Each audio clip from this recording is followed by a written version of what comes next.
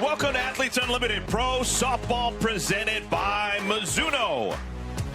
The games are coming fast and furious. One already in the books today, one more to play on a beautiful Sunday afternoon here in Rosemont, Illinois, Parkway Bank Sports Complex. We will see Team Kilfoyle looking for their first win of Week 3, taking on Team Lorenz. Amanda Lorenz's team, an impressive win yesterday, trying to go 2-0 on the weekend. Glad you found us with my partner, the former All-American from Washington, Danielle Laurie. I am Eric Collins. We had a wonderful game here in this building just a couple of moments ago. Team Palacios riding a lot of good mojo this weekend. They're now 2-0, and it wasn't just Sasha Palacios, the captain. It was her younger sister, Charlize Palacios, who was the hero. Well, and it went right into the top of the 7th inning, which I think was so cool that she was able to step up Charlize in that big situation and essentially win the game off of her bat, and how special. But I think to me it's more so the excitement. Like, you can just tell when she was rounding the bases and the family, everyone is in town watching her. Her sister and her are playing together. Special, special opportunity for these two sisters. Really cool. You know, what some of the things that we talked about during the course of that ball game, it was the best of professional softball. Power and speed. The speed to have a double steal to score a run in the first inning. Aubrey Leach coming home on the back end of the double steal with Sis Bates. And then the home run by Palacios in the 7th inning. Those are the only 2 times that Team Palacios scored. Alyssa Denham in and out of the fire. She pitched well, probably deserved a better fate than she had for Team Denham. Bubba Nichols, game-saving catch. Just a wonderful grab, one of the best we're going to see all season long out in left field. But both sides with runners in scoring position, not great. Team Palacios 1 for 13, good golly, and they still got the win. This is the updated leaderboard as we speak. Oh my goodness, Amanda Lorenz looking up to Sasha Palacios. Sasha in the #1 spot, but it's not going to take much for Amanda to get back into first place. We've got to see how this plays out.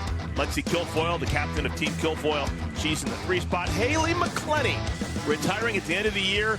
She is currently in the 4th and final captain spot. She is in the 4 hole, just ahead of Taylor McQuillan. Lexi Kilfoyle, rookie, calling the shots. She's a captain, fills out the lineup card. Has Sydney Romero leading things off. Kayla Kowalik will hit 2nd after hitting 9th yesterday. Kelsey Stewart-Hunter, Taylor Edwards behind the plate. Skylar Wallace is the 2nd baseman today. Claire Davidson, Bailey Klingler, Sydney McKinney, and Caroline Jacobson. Those are the 9 that will bat for Team Kilfoyle, and they're going to bat against Kat Sandercock. Well, and Kat came in and got the save yesterday, and she was absolute nails. She's so good when she comes into games. She knew that role pretty well at Florida State. But getting the ball, getting the nod today to start the game. Heavy down, has that hard drop, and she just had so much control of that pitch yesterday. It's tough when that is biting at the knees at 70 miles an hour. There's 11 innings pitched so far in this championship season, and a good opportunity for her today to get the start. Can't ask for a better day weather-wise. Do have wind, which is not unusual here in the Chicagoland area. Every fly ball, got to be very careful. 5th season now here at Parkway Bank Sports Complex, Rosemont, Illinois. Halfway through the exact center point of the 2024 season. Sydney Romero takes called strike 1.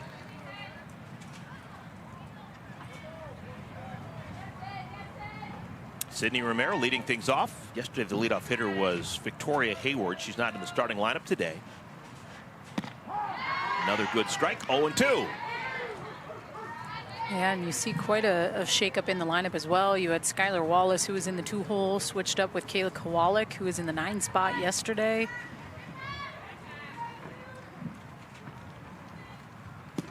What I find most interesting is defensively, there's going to be a flip-flop up the middle. It was Sydney Romero as the 2nd baseman yesterday and Skylar Wallace the shortstop. Now Sydney's going to play short and Skylar's going to play 2nd. Interesting wrinkle there.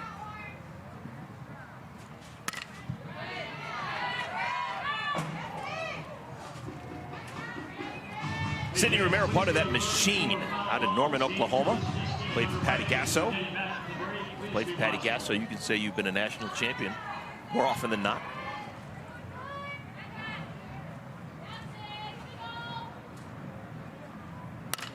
On the ground, Hannah Flippin. One down. Left fielder, number 98, Caitlin Wallace. Team Lorenz played a very fun game to watch yesterday. 6-3 win over Team McQuillan. Amanda Lorenz out in left field, the captain, likes to have a team that's full of energy and joy and smiles. And they played like it on Saturday. Right back to Sandercock. Kowalik, one pitch, one out. First baseman, 77. Well, Kat Sandercock has a pretty good array of pitches. She has that drop, change, rise combo. Will throw that curve as well, but to me, it's more so her ability to go upstairs to complement that drop. We know she tends to be heavy down in the zone, and you know she is on when that pitch she's able to get for a strike, but more importantly, she can climb the ladder and go upstairs.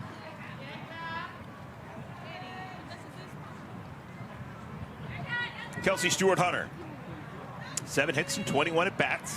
It's batting average of .333. It's going to be a race to first base. And TV Tori Vidalis wins the race. That is a 8-pitch inning for Sandercock. She retires Romero, Kowalik, and Stewart-Hunter.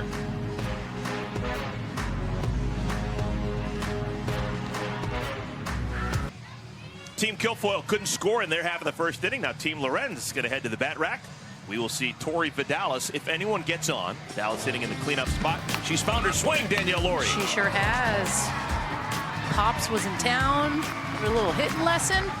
He's looking out the left field. It's where he was sitting, but one of those electric players can change the momentum of a game with one swing of the at-bat. So good. Here's the lineup for Team Lorenz. Amanda hits herself in the one spot. Hannah Flippin protects her. Kelsey Harshman, Vidalis, Wiz Urtez, Jordan Roberts, Megan Wiggins, and Aaliyah Andrews. Tori Vidalis, before the game on Saturday, was in an 0 for 14 funk. Maybe the only time in her life she had been 0 for 14. Busted that out in a big way with a double and a homer. Peyton Gottschall is the pitcher for Team Kilfoyle. Gottschall from Northeast Ohio, Massillon, Ohio. Went to Perry High School. Played in the MAC, Bowling Green, for a couple of years before transferring to Tennessee. Well, not a ton of innings on this championship season, only 5.1, but another rookie that's getting a good opportunity to show these vets what she's all about. And sometimes it just takes one really good game to get your feet wet, to feel yourself out. And at times, sometimes the rookies don't know what they don't know, right? Coming in here, it's just a change of pace. It's different than playing in college. These hitters make it tough day in and day out.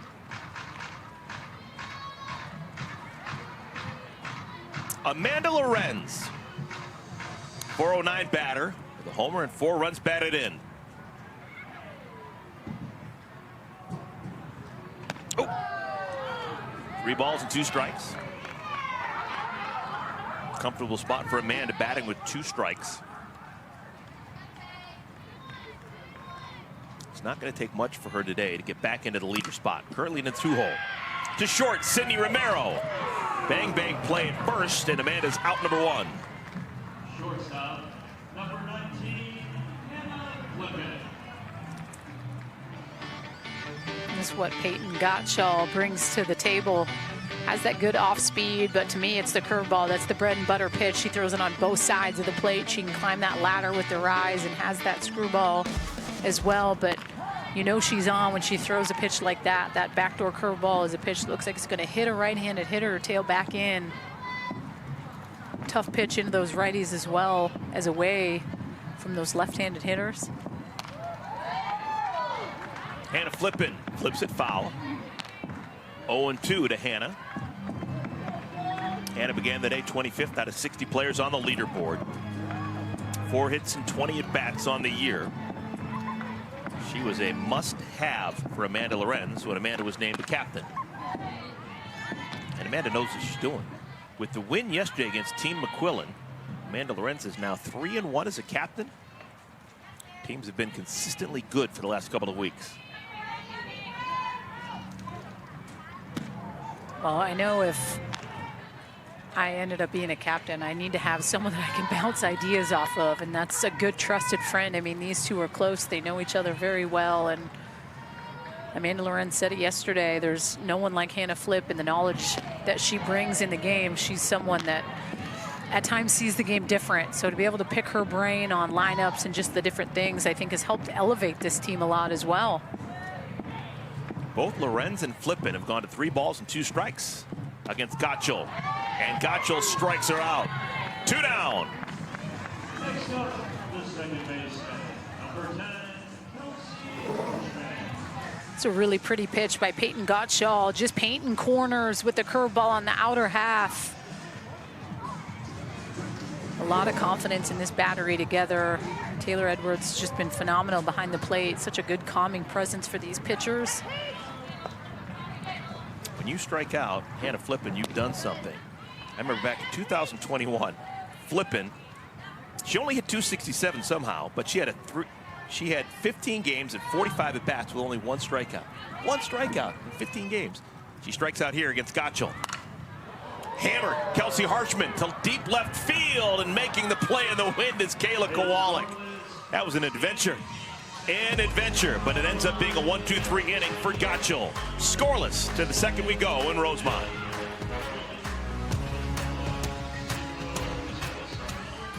Scoreless first inning, that means this second inning will be worth 20 points for whichever side can outscore the other. Team Kilfoyle, Team Lorenz. Second game of our doubleheader. Week 3 actually began in Greenville, North Carolina on Wednesday at the Little League Softball World Series. Just a really wonderful time. We weren't able to play complete games because of the rain. We had game 1 halted, but that doesn't mean that it wasn't a worthwhile trip.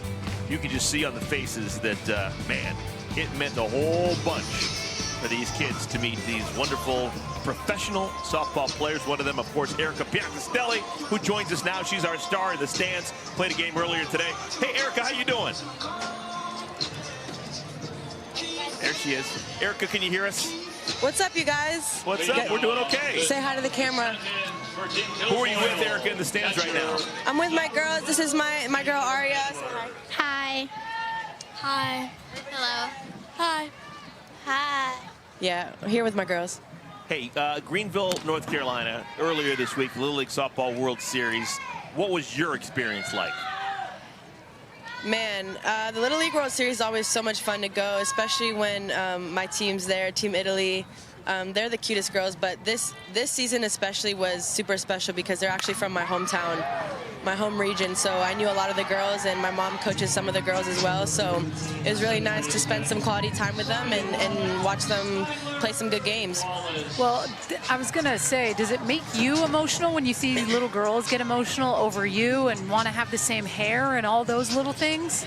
Yeah, it honestly makes me speechless because sometimes I don't realize, like, how crazy that is, that girls get so emotional over me, and seeing them copy my hairstyle and always just kind of get giddy when I'm near them, it just really warms my heart, and it just proves to me that I'm doing exactly what I'm supposed to be doing, and I'm kind of being that role model for them. We've seen you play now for 5 seasons here in Rosemont. You've never missed a game, 68 consecutive games played with Athletes Unlimited. Has your hair always been the same, braided the same way for every game? Every single game since 2015. I just figured maybe once you changed it up. Where did that tradition start? It started when I was first on the senior national team for Italy, and I just needed to find a way to get my hair out of my face and kind of thin out my hair. My hair is super heavy. So instead of just doing 1 braid, I decided, like, why not have enough hair? Let's do 3. And then I'm pretty sure I had a really good game when I did that, and I just kept it. Let's flip the switch a little bit. Did you get a chance to do anything with the Alliance stuff that was and has been in town the last couple days? I actually have not. All the spots were filled. Dang it. Yeah, everybody wants to be a part of Alliance, but it was fun to watch the Home Run Derby. Home Run Derby, you were in that fantastic Home Run Derby a couple of years ago with all the major leaguers and all that other stuff. Yep, Home Run Derby X with MLB. Yeah, I remember watching that. That was pretty awesome. Yeah, that was fun. That was a lot of fun. Hey, give us a sense of game number 1. Team Palacios took your team, McQuillan, down. What was the story of the game in your eyes? No, that was a great game. great game all 7 innings, I think. Them scoring first and then us being able to bounce back and grab some inning points was huge for us. And then Charlize came in clutch for the Team Purple. And honestly, this league, it's tough, but you can't be anything but happy for these girls, especially when they go off like that. And having Charlize and Sasha on the same team makes that moment even special. So it sucks, but it really warms my heart to see that. Kat Sandercock has been hit, and there's some concern right now. It looks to be on her right hand, maybe her right wrist. She's a right-handed pitcher, so she's going to need to be checked out. Amanda Lorenz-Camp is going to come in as well. I don't know if she can stay in the game. Yeah, that was a hard hit. Hard hit right back, and it looked like it jammed her hand up a little bit. She went right to it. Try to throw a couple warm-up pitches, and we'll see. Erica, coming into this 2024 season, I mean, I like to ask all the players, was there any kind of different goals or things you were working on throughout the off-season coming in? I think for me, it's just being consistent as a hitter, just really trying to tune into my mechanics in the off-season, and then in season, I really just work on my confidence and kind of my composure in the box. This game is really hard for everybody, especially at AU when you have 60 super talented girls. So the mental side is super important, and I try to really tune into that before I get here. You've played here for 5 seasons now. You've got, I don't know how much of a stat rat you are, but you've got 17 career home runs. Do you know that you're tied for first place in AU history with Amanda Chittister and Savannah Jaquish? You know, a little birdie told me. Little birdie told me, and I'm trying not to think about it, but it's in my head. So, you know, just trying to have some good ABs, and if it happens, it happens. But yeah, it's a super cool accomplishment. I'm really proud of that. Well, Kat Sandercock is going to have to leave the game. That's a tough break for her, and a tough break, obviously, for Team Lorenz, as they're going to have to go to the bullpen super early in our game. Tell me a little bit about your experience with Worlds this year with Team Italy. I know I was definitely following Canada and just all the things, but what was that like for you, getting to compete again for your country? Such an amazing experience. Anytime I wear the Italy jersey, I get very emotional, and I'm very honored and proud to wear it. And being able to do a Worlds at home for the very first time in front of my family, in front of our home crowd, and in front of all the little girls that follow us was a really big deal. And I think every single team came up to me after Worlds and said, what an amazing atmosphere, because the crowd really brought it. And it was so much fun to play at home and be able to look behind me in the outfield and see all of the Italy fans just cheering us on regardless of the outcome. Yeah, that was so cool. Erica, thanks for your time. We're going to give you a little bit of a break. We'll come back to you later in the game, okay? Perfect. Thank you, guys. Erica Biancastelli joining us, our star in the stands. Well, here in the second inning, we've got a pitching change. Kat Sandercock has to leave, and Odyssey Alexander, last year's champion, will come into the game. Odyssey will get unlimited warm-up tosses to make sure that she's nice and ready to go. Trying to jumpstart her season. Last year, almost everything that could have gone right went right. She was a captain early on and made wonderful decisions combined with pitching flawlessly, and she was your champion. This year, she's just kind of looking to get back on the beam and get back to her old self. Well, and sometimes that's what makes pitching a tough task at times, right? You can be absolutely cruising and something can happen, or you can have a year like she had yesterday and then potentially get roughed up your first couple starts and feel like have already dug yourself in a little bit of a hole. So I think for Odyssey Alexander, it's just about getting your feet under you and trying to throw some good pitches and not being so caught up in the leaderboard or the point system. And that's not something that she ever was, especially last year when she won this thing. I mean, she said multiple times, like, she's just focusing on her, not anything, not expectations, and whether you're up or down, that needs to be the mission. So unfortunate, Kat Sandercock having to exit this game, but Odyssey Alexander coming in. Last year, Odyssey appeared in 13 games. She went 2-1. She had a couple of saves. She pitched 42 innings. She had 42 strikeouts. Pitching against the best hitters in the world who get a chance to see you week in and week out. To strike out one batter an inning is impressive.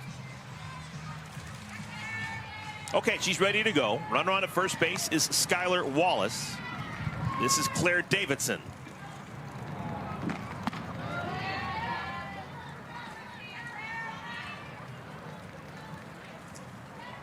Davidson getting ready all day long to face Kat Sandercock, and never does.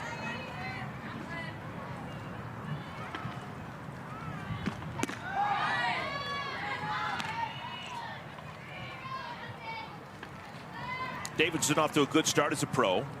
7 hits and 17 at bats. That's a .412 batting average.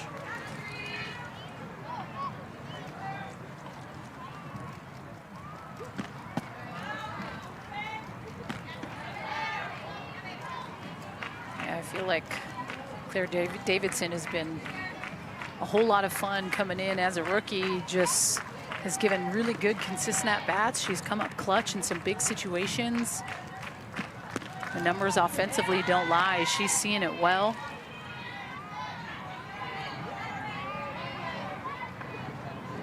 From Alexandria, Virginia.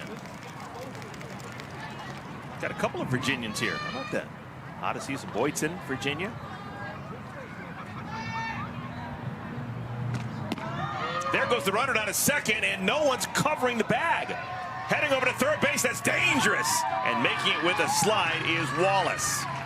So Wallace gets to second on the steal. That's a +10 for her, and then goes to third on the throwing error by the catcher. Well, and you're seeing Hannah Flippen and Kelsey Harshman talk it out there, but no one was there, whether the communication between the two was off or there was already a set plan in stone, or a set plan in stone that no one knew about. Second base was wide open, and Skylar Wallace made her way to 3. 3 balls, 2 strikes. Infield in. Called strike 3. Big out number 2 for Odyssey Alexander.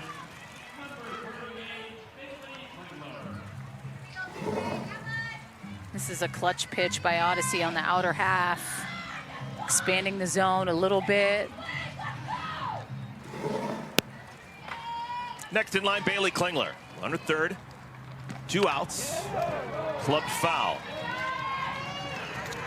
Infield defensively can exhale just a bit. They no longer have to play in.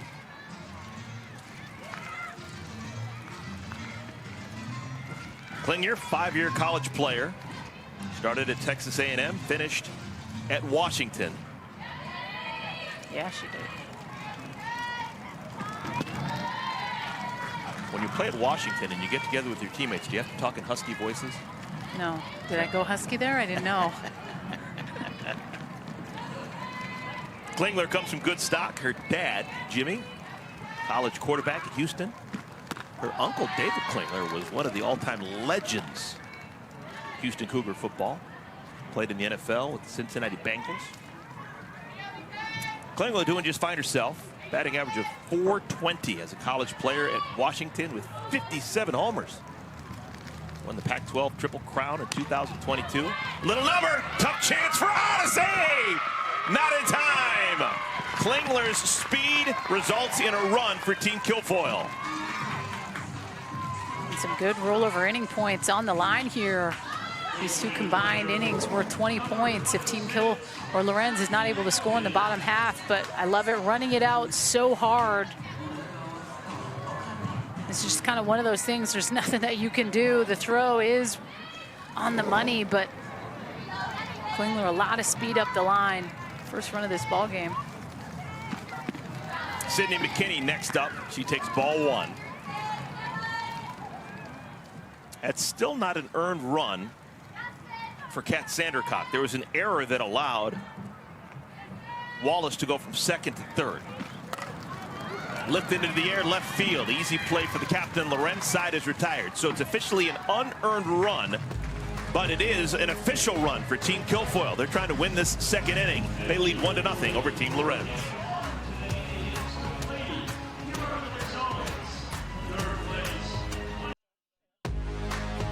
Athletes Unlimited Pro Softball is sponsored by Mizuno. Halfway through week number 3. We normally begin with games on Friday, but instead we began our week actually on Wednesday in Greenville, North Carolina. Games in conjunction with Little League Softball World Series. Rain forced those games not to happen. So we played 2 games yesterday, we'll play 2 games today, and then 2 games tomorrow to finish off week 3. Peyton Gottschall trying to protect a 1-0 lead. She will face Tori Vidalis, Delaney Wiz, and Anissa Urtez. Usually you introduce Tori differently, but TV Tori Vidalis. Tori yesterday was hotter than a fur coat in Phoenix. Smoked the ball off the wall in right center field her first time up, and then hit a titanic line drive over the left field wall later on. Fly ball right side, easy plate for Claire Davidson. And Gottschall has now retired 4 in a row. Let's check in with the other Collins. Savannah, what's going on? Well, after Team Lawrence's performance yesterday, I asked her today, hey, do you feel like how this team is doing is a testament to how you draft? We've heard her talk about how she goes off of years of experience versus who's hot. She goes, no, that's actually what I wouldn't attribute it to. It's that my people have their people here. She talked about Tori Vidalis getting a hitting lesson in with her dad versus hitting with the team. Anissa Urtez, too, her Utah head coach, Amy Hogue, is here in town, as well as the assistant, who was a lot of her batting coach. She got some hitting lessons in with them this week, and she just talked about how when you're in this week 3 environment where you're maybe trying to turn some things around for yourself, you're right at the midpoint in the season, having the people who know you best and can support you best can be huge for your team. And so many members of her team have family and friends and those that know them in town, and she thinks it's really played into their performance this week too. Thank you, Savannah. Yeah, it's amazing. You walk around the ballpark, you walk around the hotel, actually all the city of Rosemont, and you see people that are family and friends. I've seen dogs, and everyone's, you know. a lot of dogs. Yes. I've seen a lot of dogs here to Rosemont in support of these athletes. But it's just those little like connections that just kind of reset the mind, right? I think hitting can be, gosh, it can be a tough task, especially when you are struggling. Wiz hits this one into right field. Again, Davidson challenged by the sun. Can't make the play. Wiz on her way to second, and that's a mistake. Wow, what a great job by Claire Davidson to make something out of that bad play. When you see Delaney Wiz point to first base where Kelsey Stewart-Hunter is, if there is any contact. Oh, she's safe because of obstruction. When you see Stewart-Hunter turn her back. So she's safe at second because of the obstruction on the first baseman, Kelsey Stewart-Hunter. Well, we didn't get to see an exact angle of if there was any contact, but there's no way the umpires would say that she's safe at second base unless there was a little connection at all with someone playing defense. And listen, they teach you that. They teach you that as a hitter. When you're going out there and you're running, fully touch someone, because if you do and you make contact with them, then ultimately you're going that's to be safe. Play by Wiz. Stewart was in the way, but Wiz could have gone around her, and she chose, to make sure that she touched her. And so everyone saw that there was obstruction. That's a great play by the former UCLA Bruin. Well, and for littles that are watching, little softball players, that IQ piece, right? It's not that Kelsey Stewart-Hunter intentionally did anything. She was turned into right field because it looked like this was just going to be an easy out, no doubt about it. But the sun came into play, and that softball IQ for Delaney Wiz up on that play, makes that contact, knows she'll be able to get to 2. We still haven't had official ruling yet. We'll see how that one is scored.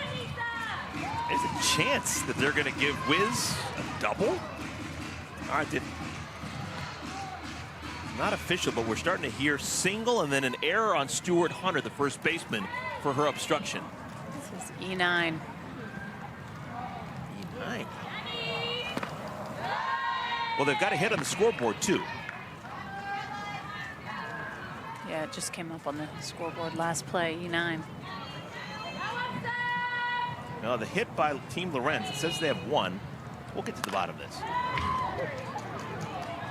Obviously, official scoring is more important here with Athletes Unlimited than at any other level of softball, because you're playing for numbers and you're playing for points, trying to get up to that leaderboard. This is the end of the day, an individual game. There's only going to be one champion. Singles are 10 points, doubles are 20, and if that's ruled just an error on the right fielder, it's nothing for Delaney Wiz. The pitcher, Peyton Gottschall, is interested in the scoring as well, because unearned runs, runners that reach base because of errors, do not count against the pitcher. earned runs do. On the ground, that ball gets through the hole. Here comes Wiz. She stopped at third. And it's a single for Urtez. Runners on at the corners. And I also think the importance for Delaney Wiz in a situation like that, whether she gets stat points or not, I mean, you have 20 rollover inning points on the line here. If Team Lorenz is not able to score, then 20 points is going to be issued to Team Kilfoyle. And those are the little things these athletes know. Yeah, we want to perform well stat-wise, but at the end of the day, if we're not winning those innings or winning games, really hard for us to make our way up that leaderboard and try to be up there with the top dogs. Jordan Roberts is the batter. Roberts hits it hard. Began the day 10th out of 60 players on the leaderboard. Double play would be nice for Team Kilfoyle.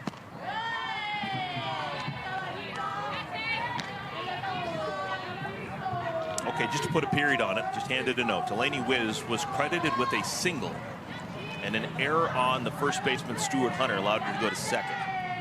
So that's the official score. 10 points for Wiz.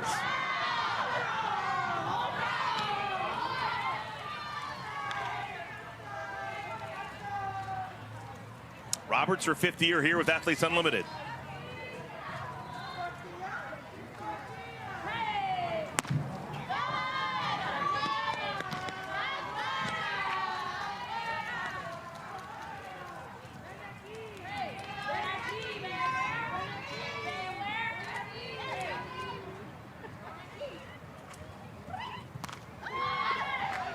And we'll go full, 3-2.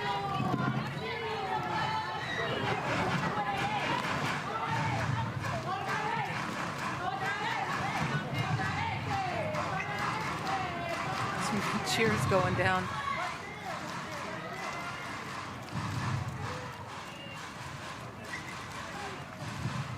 It's just one of those situations, being a rookie pitcher, there's so much trust you have in that catcher, especially to help kind of navigate all these pitchers that tend to come in, haven't called their own game. They are someone that's had games called for them by their pitching coaches or head coaches, so you gotta know in your gut what you want to throw. 3-2 pitch, fouled back to the screen. And that's the one part I think about the college game at times that is hard for these athletes to transition to when they get to go play professionally, when they're playing internationally. Like, pitchers got to know, okay, I'm throwing this pitch because, and the next pitch or this pitch that I'm throwing now sets up this next pitch. But that thinking piece at times has been taken out for them. Called strike 3. Second strikeout for Gottschall. That's her second backwards K of the day, which just goes to show the deception on her pitches. You see the look on Jordan Roberts' face. She knows it.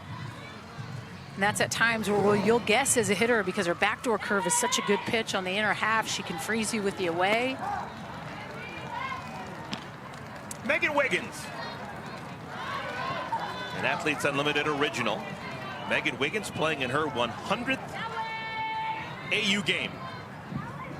Again today, 9th out of 60 players on the leaderboard.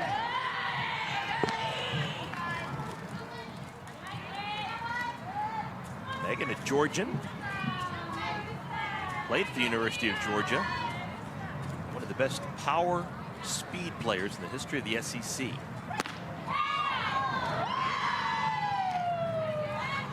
One of the best power speed players ever anywhere. She's been a pro since 2012.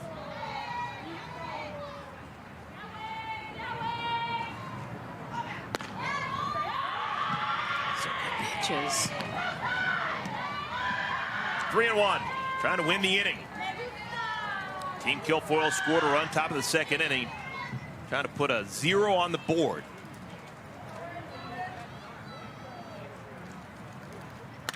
On the ground!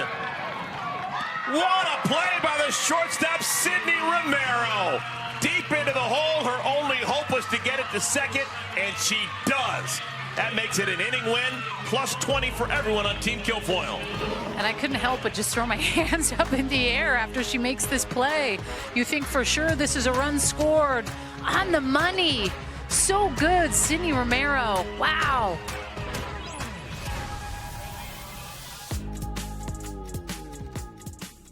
It is a 1-0 lead for Team Kilfoyle on top of Team Lorenz as we play the third inning.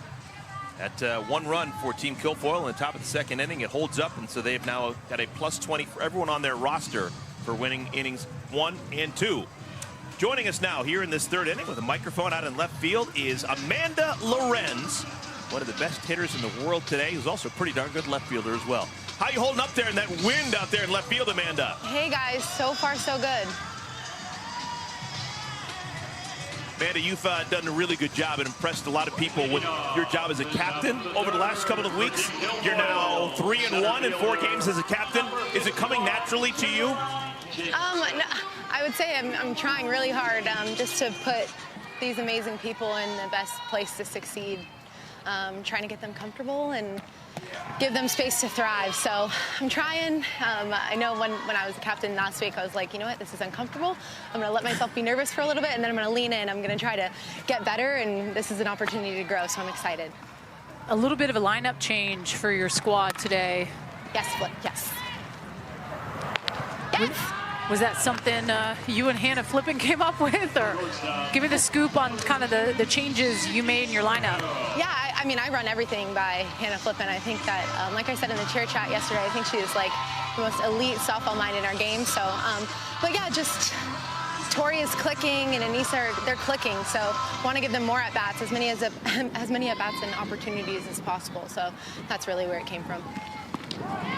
Back to the top of the order, and Sydney Romero. How are you handling pitching changes? Obviously, you didn't want to take out Kat Sandercock, but she couldn't go. Yeah. Did you have a contingency plan that it was going to be Odyssey Alexander all along? Yeah, Odyssey was an early relief. Not that early relief. We didn't foresee that happening, but luckily we get enough time to just let her get warm when injury happens. So yeah, that was the plan all along. I think that these pitchers are really great about wanting to work together, and no. Love it. Easy work. I was like, win, stop. 2, yes. Job, Odyssey. But yeah, these pitchers have been really, really great about wanting to work together. I think that this league is really hard. We have a lot of elite hitters, so I love that they're bought into whatever works. It really feels like they work together really well. Did anyone get any personal hitting lessons today from Johnny Vidalis? Did he come in and work with any of the team at all? Well, I did hear other teams were saying they wanted to get on his books, and I said, oh, he's actually unavailable. I said that the blue team was the only team that could use his services because we're done with them. We're done with them. We played them yesterday, so anybody on the blue team, you know, if he's willing. I don't know if he's willing, but I said any future opponents, they're out of luck. I don't care how much money they offer him. Amen. You've got a really deep roster. I keep looking around and noticing that Anissa Ortez hasn't even used her glove so far this week. She's one of the best defensive players in the world. 100%. So I wouldn't put it out. I'm sure we'll see her on defense. If not today, tomorrow. Just, I mean, she's so much respect for her and the way that she plays. She plays such an elite shortstop. But yeah, I mean, I drafted Flip first to be my shortstop, so I was just trying to not abandon my plan going into the draft. But obviously, when you get someone like Anissa on your team, it shakes things up a little bit, right? Like, she's so elite, but I'm so thankful that we get to have her as a DP too, and then also just like giving her time to just focus on offense, which she's thriving. Like, she's doing amazing. But yeah, I'd love to see her on defense as well. I have so much respect for her. I think she's one of the best players that our game has right now, and I love watching her play defense. Is there one pitcher in this league that you just dread going up against? And I mean that in the most respectful way. But you know when you face some and you're just like, gosh, dang. And then others, you see it like a beach ball. Is there anyone where you're like, oh, this is going to be a tough day? Yeah, I think, I don't know that I dread anybody. I love to compete, man, especially the ones that I think it's hard. I love competing against Taylor McQuillan. I think I've known Taylor for a really long time. We played travel ball together too, but God, she's such a competitor. I like playing with her a lot more than I like facing her in the box, but it's really fun just to compete against her because, you know, she's in a really good spot right now with just how she's throwing. She looks so good, so it's fun to compete against someone like that. Well, Amanda, your top draft choice, Hannah Flippin, made 2 nice defensive plays, and it's a quick 1-2-3 frame. Yes. Thank you for joining us. Thanks, guys. Go Gold. Timeout here in Rosemont. It's a 1-0 lead. Team Kilfoyle on top of Team Lorenz.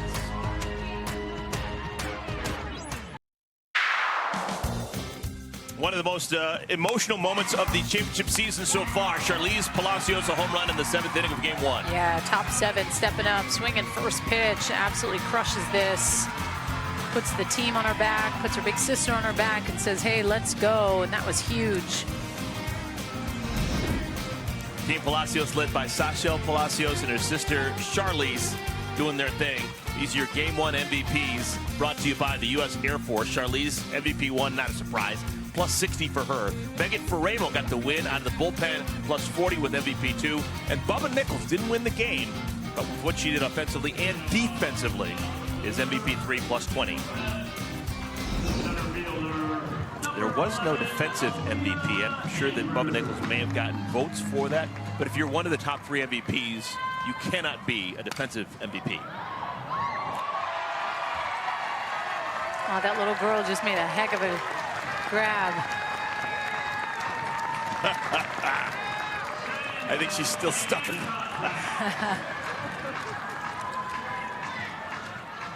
Pretty cool. Even Peyton Gottschall in the circle noticed. Are we playing banana ball? Does it count as an out?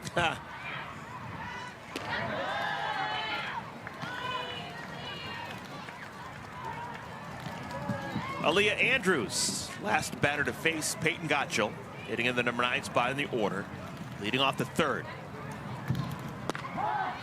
If Team Lorenz can score just 1 run here in the 3rd inning, they would win the 3rd, and it would be a plus 10 for everyone on the roster.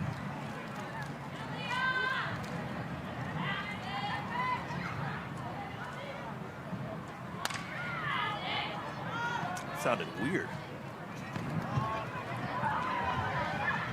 We have had an Andrews in every championship season. Leah's played the last 4 years now. In 2020, her older sister, AJ Andrews, played here with Athletes Unlimited.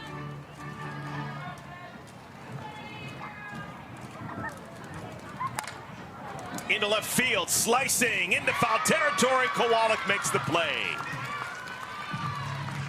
Good play by Kayla Kowalik, 1 down. Really good play by Kayla Kowalik. She was in right field yesterday getting a ton of action, and ball is following her yet again when she makes the switch to left. Here's the captain, Amanda Lorenz. Amanda bounced out to short back in the 1st inning. No longer leading things here with Athletes Unlimited. She's dropped down to number 2 on the leaderboard.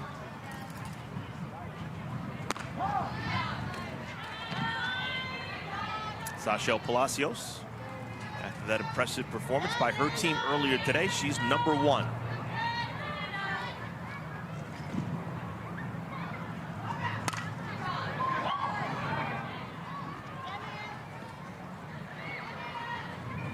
Live look at the leaderboard that changes every at bat here with Athletes Unlimited. Palacios, Lorenz, Kilfoyle, McClenny, Quillen.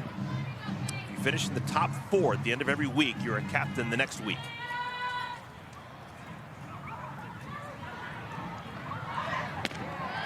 Captains pick their teams, set the lineup, are in charge of all the changes, in charge of what happens on the field.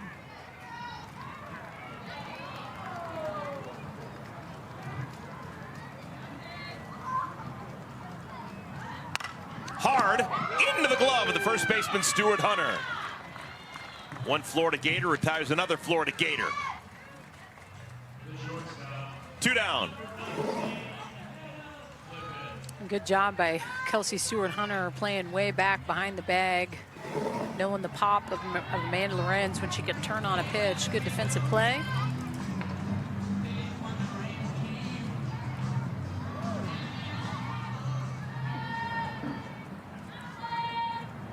Here's Hannah Flippen. Flip struck out looking back in the 1st inning. It's that time of day where it looks like everything on the right side of the field. Right field, second base, first base. It's going to be an adventure with that sun. Oh, that's a good pitch. I don't know how that's not a strike.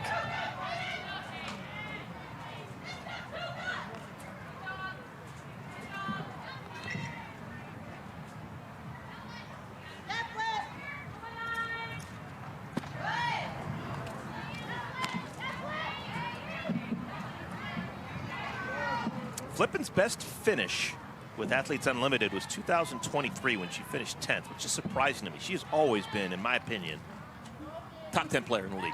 Top 10, but she's only finished in the top 10 once.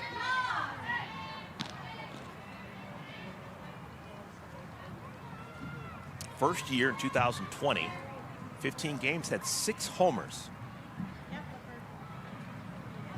Following year, played 15 games, only struck out once. She's always had pretty good stolen base numbers. And elite defensively. We've seen her at second, short, and third over the years. 2 balls and 2 strikes.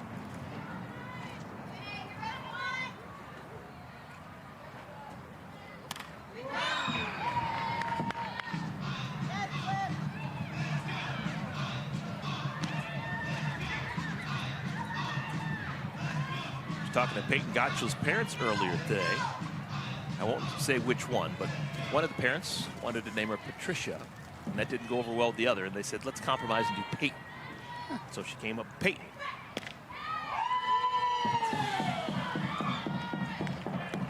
Three and 2. Good eye by Flippin. Dang, it's a good spot, Eric. Hammered, but foul. I can at least sit here and say Peyton Gottschall just and not showing any emotion with that, right? Like every pitcher is different with how they handle if the strike zone's tight or those little things like you saw last game. Rachel Garcia is more animated. She wants to know, hey, where is that missing? And I love that. And then you have a Peyton Gottschall who's not even fazed by it. Boom, let's go, next pitch. Everyone's different with how they go about it. Little number. Going to be a quick play for Romero, and she can't make it. Flippin gets down the line in a hurry. That'll be an infield single for Flip. 2-out base runner for Team Lorenz. Plus 10 on the single for Flippin. This would have been a heck of a play by Sydney Romero because there's a lot of speed up that line by Hannah Flippin, but just not able to get it into her hand. Here's KJ. Kelsey Harshman.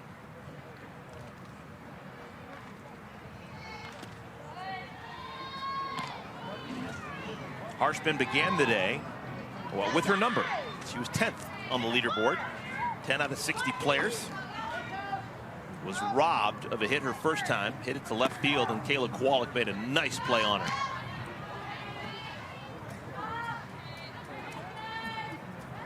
Olympic bronze medalist back in 2021, playing for Canada, Kelsey Harshman.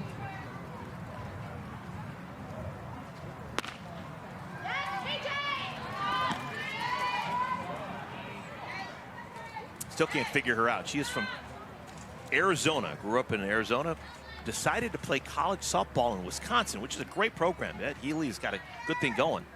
But it's cold sometimes in the spring in Madison, Wisconsin.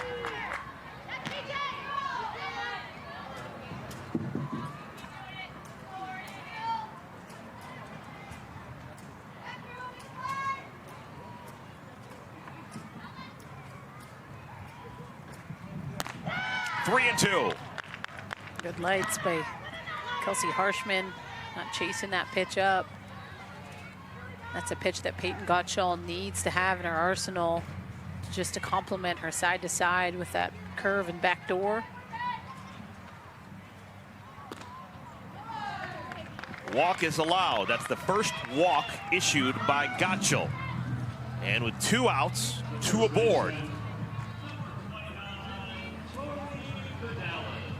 Uh-oh. Look who's coming to the plate. TV Tori Vidalis. Tori with a double and a homer yesterday. Flied out to right in her first at bat against Gottschall in the second. 14 career homers. Takes strike 1.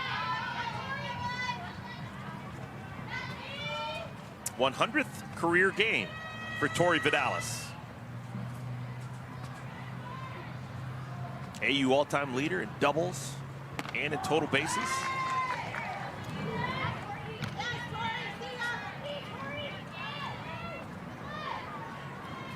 0-2.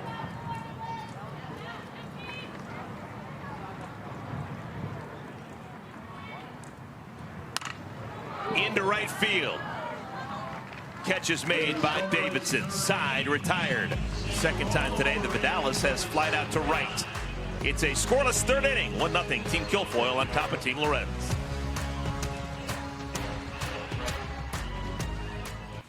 This inning will be worth 20 points for whichever side can outscore the other. Third inning, no one scored, so it's a rollover inning plus 20. 1-0 Team Kilfoyle on top of Team Lorenz. Odyssey Alexander remains in the game for Team Lorenz. And we're going to catch up once again with Erica Piancastelli, who is our star in the stands. Erica, you found yourself in that bit of shade, looks like. What happened? Looks like you found yourself a good bit of shade. Oh, thank goodness. Hey, I always see you out there in right field. You've got the sunglasses on all the time. But right field looks like it's the worst place to play in this ballpark. Certain times of the day, the sun and the wind makes it really hard out there. You know, it's definitely not easy. The sun is right in Wiggins' eyes right now. So, yeah, I feel that. When you're playing out there, is there anything in particular? Like I asked Haley McClinney yesterday with the wind and how hard that is. But with the sun, it's just you're trying to cover more with your glove. Like what's kind of your skill set with something like that? I always just try to... Wiggins is going to get a chance. Look up into that sun. See, the sun's fine. I always just try to not look at the sun as try to look down as long as I can until I have to look up. But sometimes if you just track it from when you make when the hitter makes contact and you kind of see the projectile of it, and then you can kind of avoid the sun like that. But if all fails, just put your glove up and pray. Pull a Sandlot small, so put your glove in the air. How come I don't see as many props? I don't see any props. You know, in the past, you guys have always had just the different props in the dugout. And is that a thing where you guys don't do that anymore? Yeah, I'm actually glad you brought that up because I was thinking the same thing. We've been missing a little bit of prop action and buying in, but yeah, those were the good times when you just had the whole team buying into the team name, and we got to get back to that. I'll bring that back into the dome and make sure everybody does it next week. Eric, I want to get technical with you. I've really loved watching you swing over the years. I just think for a right-handed hitter, you've got such a beautiful, fluid swing. What's your thought process from the ground up, like in terms of what needs to go well for you to swing the bat effectively? What are some of the things that have to go right on your checklist? When I'm at my best, it's my legs. My legs need to be working and feeling the ground. When I can stay in my legs, I can handle a lot of different pitches and different speeds. The minute I get out of my legs or I don't feel the ground, then I start to get very rotational. I'm a very, very rotational hitter. And so making sure that my feet really feel the ground and my legs work with my swing is when I get to be at my best. Well, and on the flip side, as far as game preparation, right, you're potentially facing different pitchers week to week. You're not always getting to face that same one. What do you tend to do as a hitter to kind of prepare yourself when you're constantly facing someone new up there? Yeah, that's what makes AU so tough, is you're constantly facing new pitchers and you don't really get a lot of time to get used to them. But for me, it's just I got to keep the game simple. All these pitchers are really good, and I try to just swing at my pitches, and when I'm kind of struggling, you start to notice that I start swinging at pitches outside my zone, or I start guessing, and that's what I try to stay away from. I think it's pretty cool. You've been around for all 5 seasons. Remember 2020, pitching was different back then. Oh, we would see Kat Osterman go 7 innings. We'd see Haley Wagner go deep into games, Alicia Ocasio.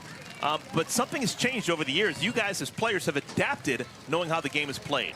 Yeah, I think, you know, AU has adapted every single year. The talent now is beyond. I think 1 through 60, you have so many talented players, so many talented pitchers, hitters, and I think the game has evolved so much now that you have to just constantly be keeping people on their toes. So for a pitcher to go 7 innings at AU, it's very, very hard. I think hitters are adapting a lot faster.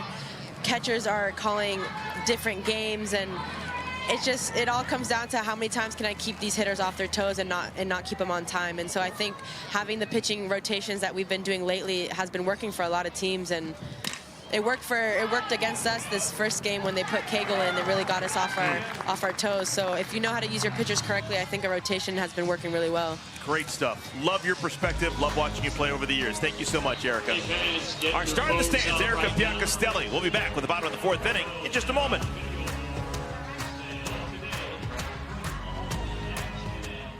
It means a lot to be an inspiration to these young softball players out there, for them to look at us and see that we're succeeding at the professional level and that they have a future in this sport and that they can grow up to be like us. Being an inspiration to younger kids is great because it allows them to have somebody to look at and have somebody to say, like, that's where I want to be, but that's not who I want to be. I want to be myself in that role, in that moment. To be someone that these little girls can look up to, that look like them and play like them, I hope that I create some type of visibility that people from all shapes and sizes can play this game and love it so much and be successful in it.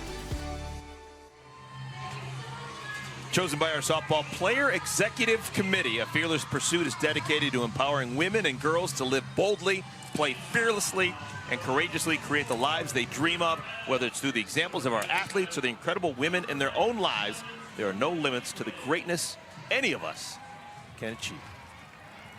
I love that, especially being a girl mom. This is now the 5th year of Athletes Unlimited Softball. This was the sport that started it all. And it wasn't easy. It was September of 2020. In the throes of COVID. No fans. No fans. Everyone was in a bubble here in Rosemont.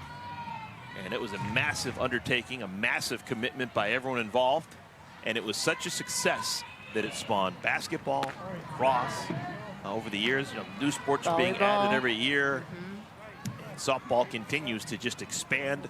Next spring, the beginning of AUSL, a spring league to go along with the continuation of what will now be called the AU Cup in the fall, as opposed to the championship season. Same rules and algorithm and point system. Well, I kind of look at it as like it's a staple. You know, it's not going away. And I think back in the day when I played MPF, you just didn't know. You didn't know if it was going to continue to keep going. So I think that this is such a cool thing that these college athletes can head into college knowing that there is a great opportunity that if they're good enough that they can get drafted and play at this top level and get treated like a professional. And I can't say that I felt that when I graduated college. So the fact that it is consistent, you know, year to year, this is not going away. It's only continuing to get bigger is just a testament to our sport and these women that have continued to keep grinding through it. Peyton Gottschall continues in the circle for Team Kilfoyle. And I think she's a great example. There are so many younger players coming into this league and succeeding. And I think some of it has to do with the fact that they've been able to see how this game is played and aspire to get to this level. And that helps. You can hit the ground running. That's Lexi Kilfoyle, who's a rookie herself, who's the captain of a team this week. There has been a bit of a changing of the guard this year. A lot of young, impressive players have come into the league, both AUX and now during the championship season. Great professional at bat by Delaney Wiz. So everything Gottschall had, and works her way on with a leadoff walk. Gottschall doesn't want to let go of the rope. She has a shutout going through 3 innings. She's retired 9 batters. Every batter a pitcher retires is a +4. So she's gained 36 points so far today. But if she gives up an earned run, it's a -10. So she's walking the tightrope.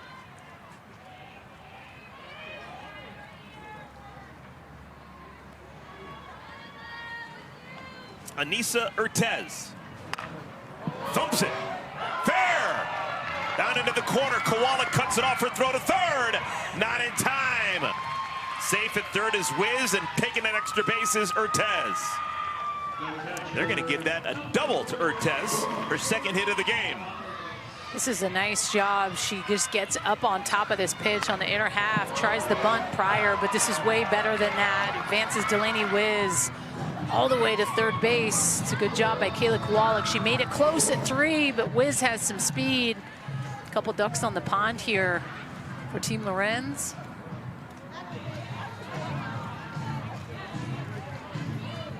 Wiz at third, Urtez at second, and here's Jordan Roberts. The infield is in, all the way around from third to first. And with the strength of Jordan Roberts and the speed of this infield, yowza, you better be careful.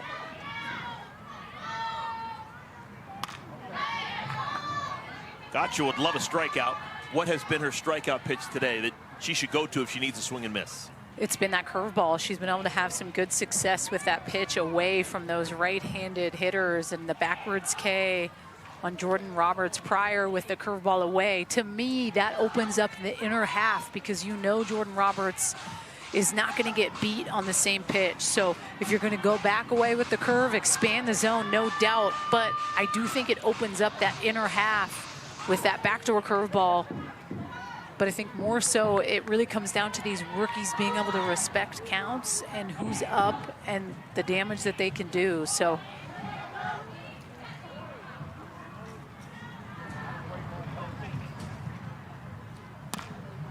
off of Roberts' leg. And that's the pitch right there that I'm talking about. That backdoor curveball is such a tough pitch.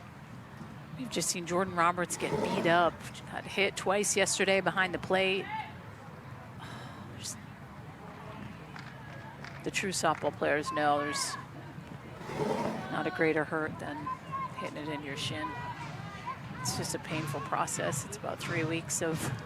There's some respect right there. It's a small thing, but Taylor Edwards, a catcher, respects Jordan Roberts, the other catcher, and she takes the time to go to the circle to have a meeting with Gottschall to give Roberts a little bit of time to recover. That's pretty cool. I mean, she knows. Off-speed pitch and beauty! Gottschall strikes out Roberts. Third strikeout for Gottschall. This is a really tough pitch by Peyton Gottschall. She decides to put a little extra wiggle on it, a little up in the zone, but goes back on the inner half, I think, simply because what you want to do as a pitcher is set a hitter up to do the last thing that they just did, hit the ball into their leg, because they don't want to do it. So goes right back in with no fear. Great job. Megan Wiggins robbed by a nice play by Sydney Romero to end the second inning.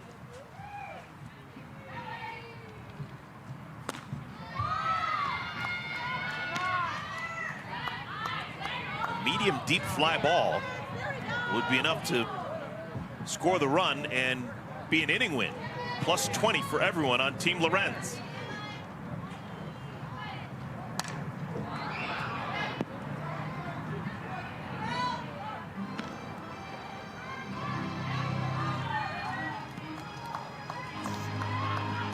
Wiggins began the day 9th out of 60 players on the leaderboard.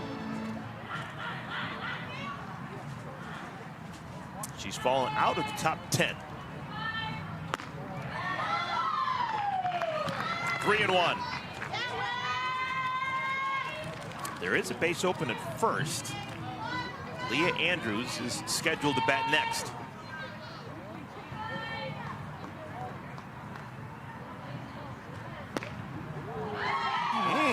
Pitch. Second walk of the inning, and the bases are now loaded.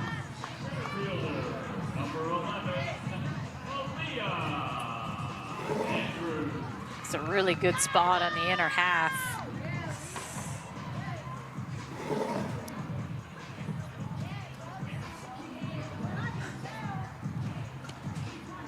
So 2 walks sandwiched around the double by Anissa Urtez.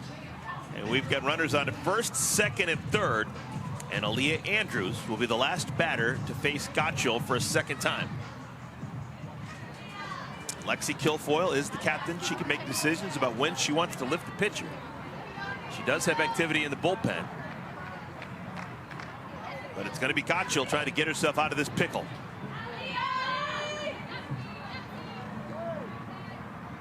Infield in.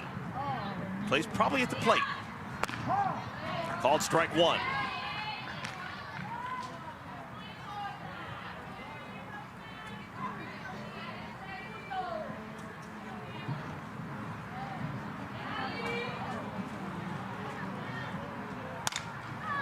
Pop up. Out of play.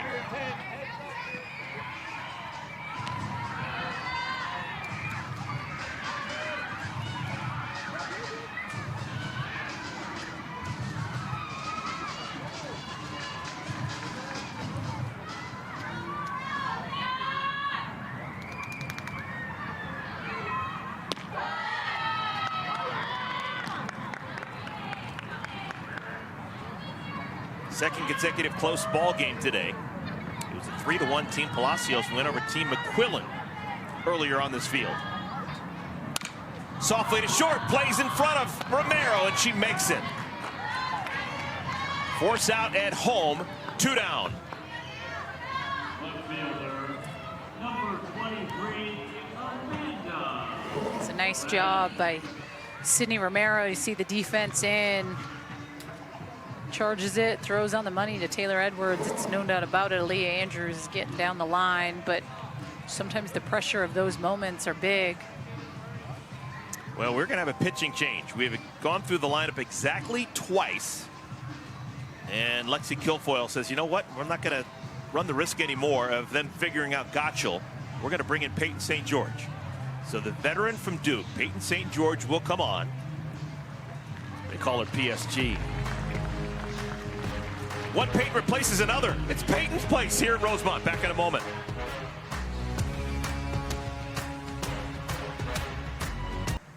Well, if you're a big fan of pitching Peytons, you've come to the right spot. We just saw Peyton Gottschall. She went the first 3 2/3. She leaves with the bases loaded and 2 outs. And she's replaced by Peyton St. George. Peyton St. George comes on.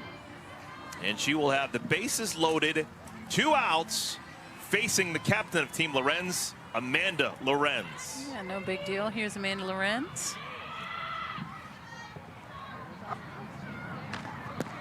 Amanda takes a called strike. Amanda against Peyton Gottschall, 0 for 2. Ball never left the infield. Bounced to short, bounced to first.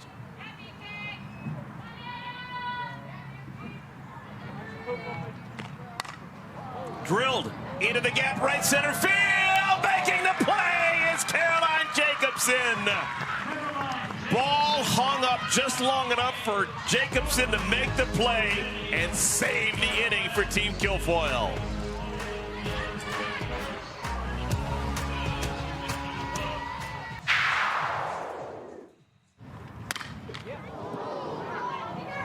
She's done. Take your time as long as you want. If you want to come out, come out. Come out. Yep. We're gonna wait on our next. We're gonna take her out. Oh, okay. Yep. Yep. Take your time. Take your time.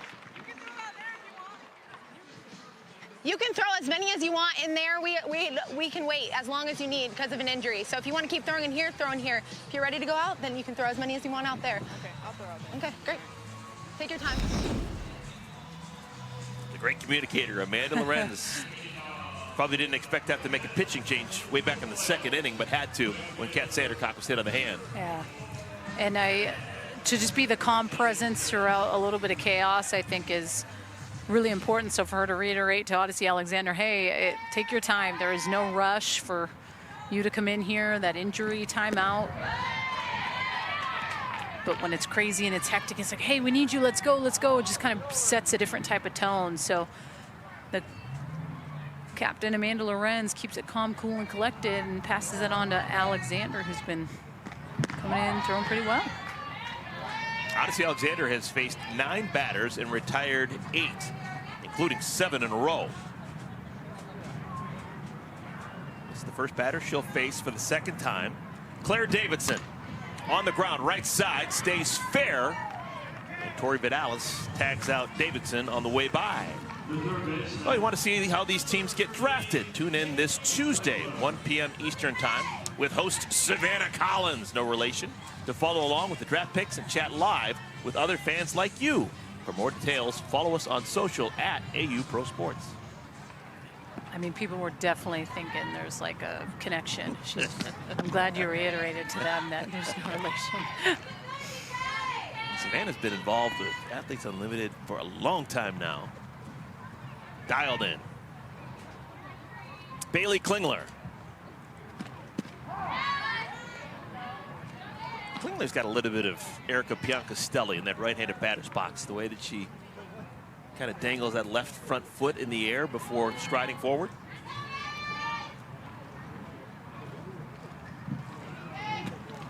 As a pitcher, Danielle, did you notice how a batter set up in the batter's box, and did you ever get a chance to take advantage of that?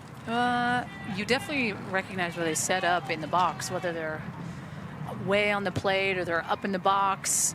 At times, yeah, I would notice a little bit of like a leg kick, but I think that it always would open up that pitch, that off speed, right? Because their leg kick, it has to generate their lower half body movement. And just hearing Erica Piancastelli talk about when she's in control, it's her ability to use her lower half and be in connection with the ground. So you want to disrupt the timing as much as you can. So just being able to take notice of something little like that, I would recognize that. Odyssey did a good job of attacking her back-to-back changeups. Odyssey did a fantastic job. She came out of the bullpen earlier than she expected to when Sandercock had to leave the game, and she throws a 0 on the board. She got us to the second through 2 outs in the 5th inning. That is a whole bunch of points for Odyssey Alexander because she didn't give up any earned runs, and she got 3, 6, 9, 11 outs. That's a plus 44 for her.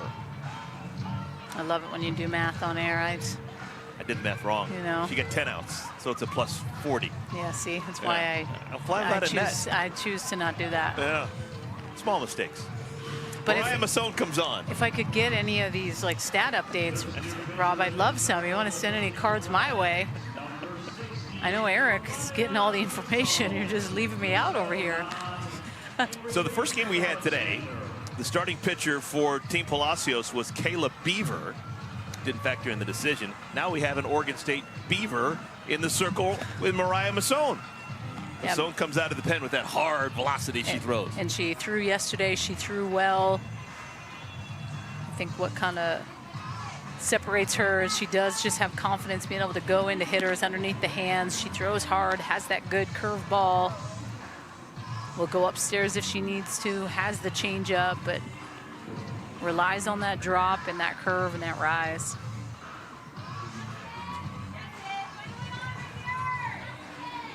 Two outs, base is clear. Masson will face Sydney McKinney.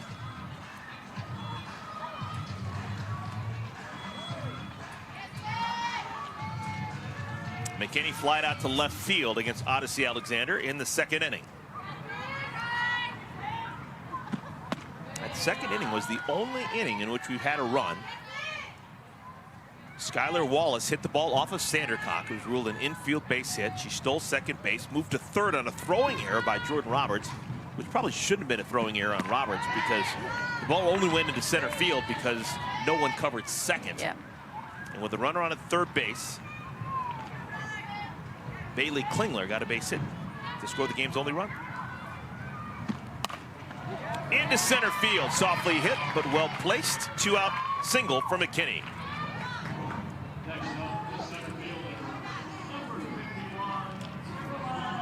Running opportunity for McKinney with 2 outs.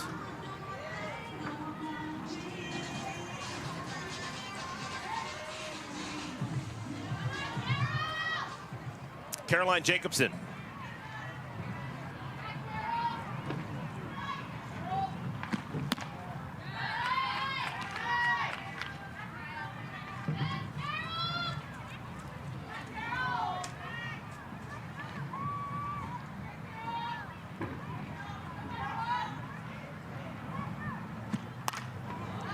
High and well foul. Jacobson was teammates with Peyton St. George at Duke before finishing her college ball at Clemson. But she'd already accomplished what she wanted to at Duke. She graduated with a degree in political science. Good golly.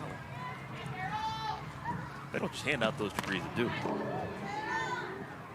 Got her master's degree in business administration at Clemson.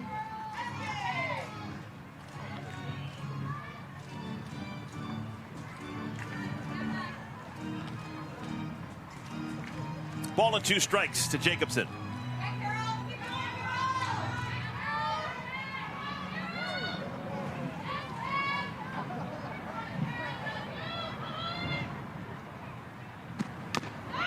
Ripped into the catcher's glove. Roberts holds on, and that'll retire the side. So Mariah Masson comes out of the pen, allows the single to McKinney, but that strikes out Jacobson.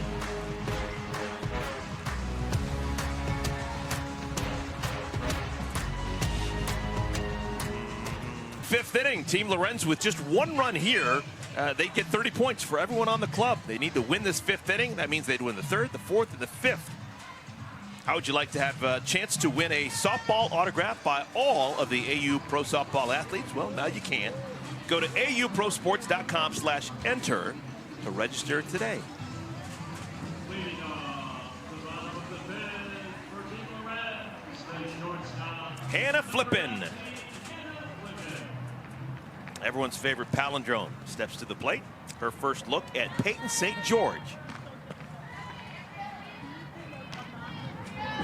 Let's check in with Savannah Collins.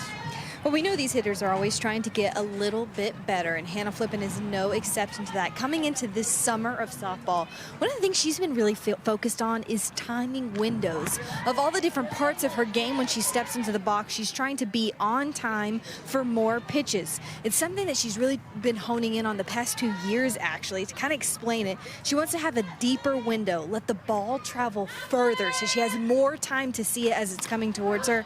And then as she's in the box, somehow having the time to ask herself, what can I do with this window and what can I not do? Really pays off for her in situational hitting, maybe in a situation like this where she's trying to lead off, poke one through, and get something going for this gold team. Timing windows, that's fascinating. Never heard of that concept before. Thank you, Savannah. There used to be a concept, no brain, no headache. Don't overthink it. Just feel good, grounded, and swing. Clearly no one believes in that anymore. No, I mean, I definitely think that there comes a time when you need to just simplify your swing and not stress yourself out too much because hitting is hard already. But if there's something small that you can focus on, or for instance with Hannah Flippin, like the timing piece, and that's a key and a true focus. I mean, you're present with that every single at bat, and it can just kind of get you through. But at the end of the day, hitting is hard. So just being able to keep it as simple as you can is key. No, that was not a good idea by Peyton St. George. She walks Hannah Flippin, and now you've got 3, 4, and 5 in the order preparing to hit. All they need is one run to tie the game and get an inning win. Harshman lays down a bunt. It's a good bunt. She'll get 10 points because of it. The sacrifice bunt puts Flippin in scoring position with one down.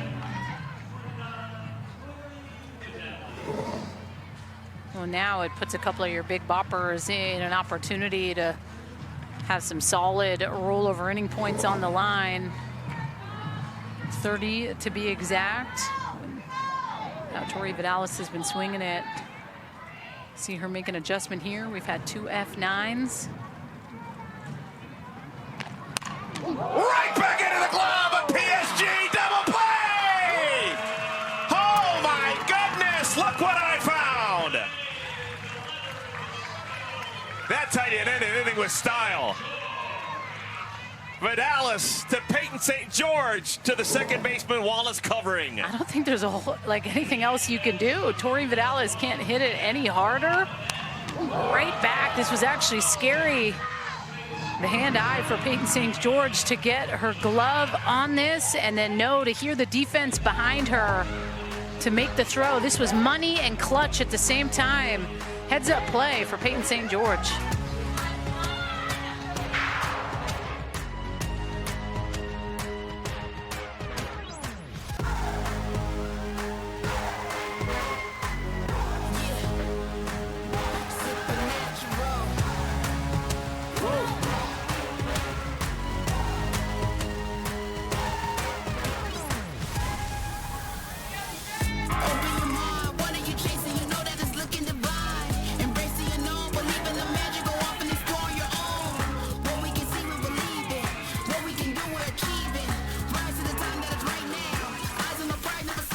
Old school softball in a decidedly new school environment. Athletes Unlimited softball championship season action here in Rosemont, Illinois. It is a 1-0 game through 5. These are the scores like when we play with the white ball, with pitching plate being 40 feet away from home plate. It was a duel of Lisa Ishikawa and Courtney Foster. We've got a good one, pitcher's duel, but it's been a whole bunch of pitchers. 2 pitchers for Team Kilfoyle, now 3 pitchers for Team Lorenz. Mariah Masson, the 3rd pitcher, replaced Odyssey Alexander an inning ago. Sydney Romero, liner into the glove of the left fielder Lorenz. 1 down. Well, that's what you're definitely seeing here with Athletes Unlimited, especially when you're drafting pitchers. You want to be strategic about who complements who, but more importantly, when to make the switch. I think that at times can be the hardest part. You want to do it at the right time. You don't want to take any momentum away from a pitcher. And I feel like the captains have done a really good job of that here in week 3. Little half humpback liner to the shortstop Hannah Flippin, and Kayla Kowalik is out number 2. Because like Erica Piancastelli said with the star in the stands, it's very rare that you're seeing pitchers make it all the way through ball games. So you constantly have to prep for someone new. Well, we've got a whole bunch of softball remaining. This is the 6th inning. But there's a chance that Amanda Lorenz, who began today in 1st place with a bullet, a large lead, there's a chance she doesn't get 1 point today. So far, no stat points for Amanda. Her team has not won an inning. And if they don't win the game and she doesn't get an MVP vote, that's a goose egg. She's currently 2nd to Sasiel Palacios. And that's why these tight ball games, when you have donuts up on the board, almost feel that much more intense because you know so much is riding on those rollover inning points. Amanda will definitely get one more chance to bat.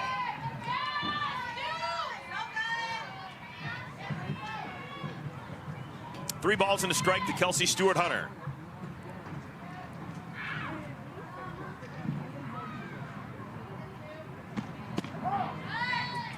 Three and two.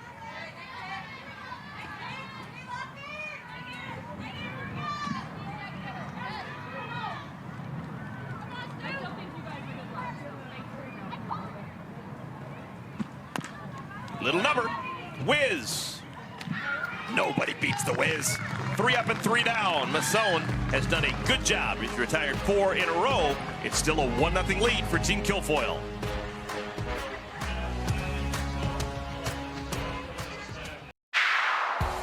Let's take a look at the play of the game presented by Dick's Sporting Goods. Well, absolutely. This was huge. Peyton St. George with the laser back at her from Tori Vidalis. Wow, turns that double play. That could have been the difference maker in the game. We are still donuts for inning points on the line, and Team Kilfoyle up 1. Team Kilfoyle just 3 hits, but they scored the game's only run. Team Lorenz 4 hits, but nothing opportune. Team Lorenz, dating back to yesterday's game, 7 consecutive scoreless innings. They've left 7 runners on base today. They're 1 for 8 with runners in scoring position. Delaney Wiz, Anissa Urtez, Jordan Roberts scheduled to bat against Peyton St. George. Wiz hadn't been retired, singled and walked.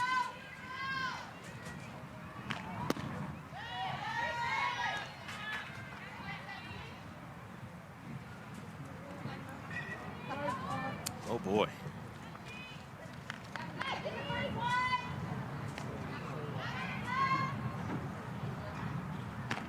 Doesn't seem like they've had that many consecutive scoreless innings because they've had so much traffic. Yeah. They've threatened virtually every inning, but haven't been able to play to run. Ball and 2 strikes to Wiz.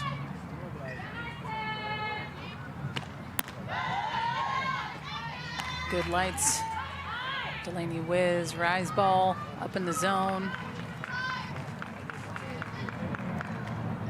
Maybe sit and change.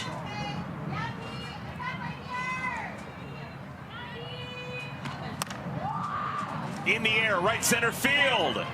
Making the play, looking up into the sun is Claire Davidson. 1 down. Yeyu Pro Shop is excited to announce that select Nike softball player jerseys are available for purchase this season. This limited edition style, designed with fans in mind, won't last long. Visit shop.auprosports.com to purchase yours today.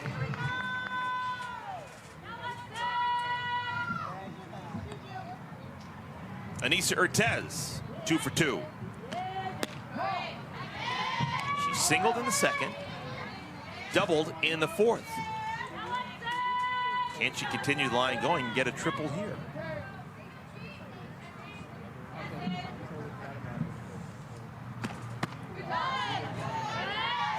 Urtez does have experience tripling. She's got 3 lifetime Athletes Unlimited triples.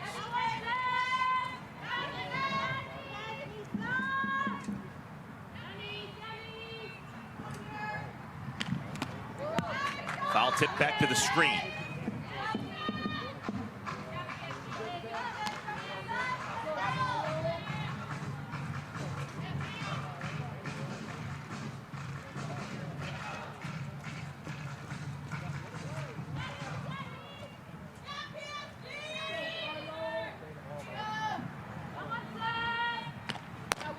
Urtez is one of those players that playing professionally has been just wonderful for her. Was a great college player at Utah, but she's gotten so much stronger as the years have gone by, and used to be known as a great all-around player, particularly defender.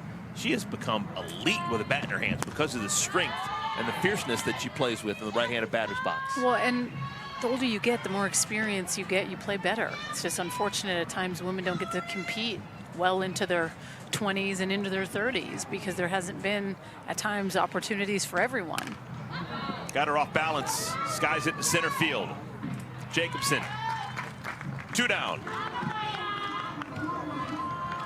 But I remember when Michelle Smith was asked when she was like at her absolute prime. I mean, she spent, I want to say 20 years over in Japan, but she said she was at her best when she was 34, 35 years old. Wow. Like, you think about these college athletes that graduate and they're a little bit more later at times now because of COVID and all that, but I mean, you're graduating at 21, 22 years old, and not everyone gets the chance to continue to keep playing.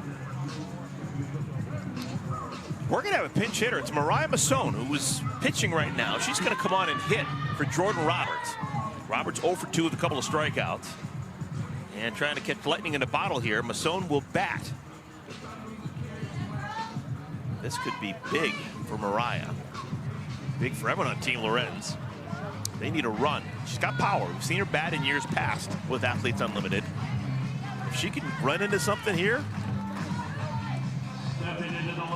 pitch and hit, get points, same game. Number 16, Mariah Masson. Pitcher Masson batting. St. George trying to go 1-2-3 here in the 6th.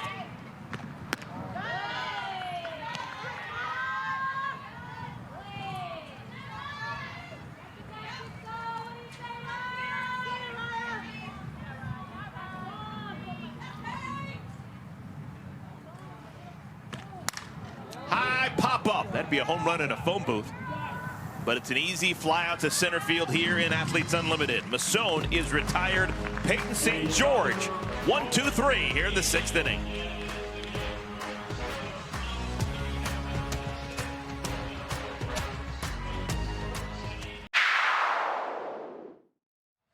We work on 3. 1, 2, 3. We work. Got pee.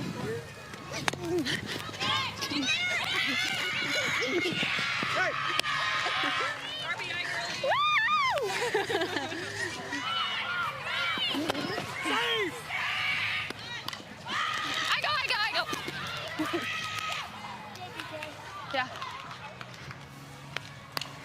Yes! Yes! Let's go! Yes! Let's go! Yes! Way to be there. Let's go!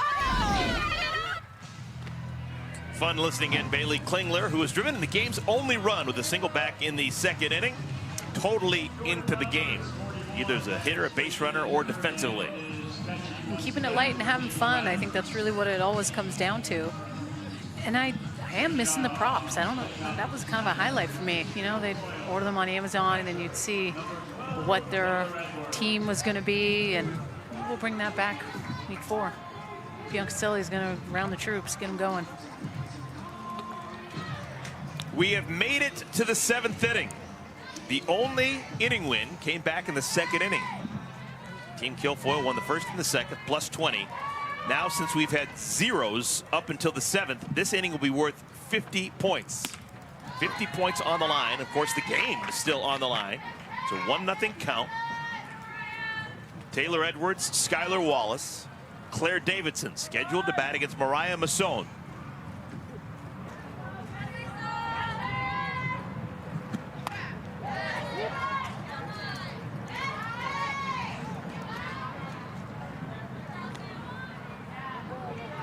Game one earlier today was a 3-1 game. So we've had two low-scoring games.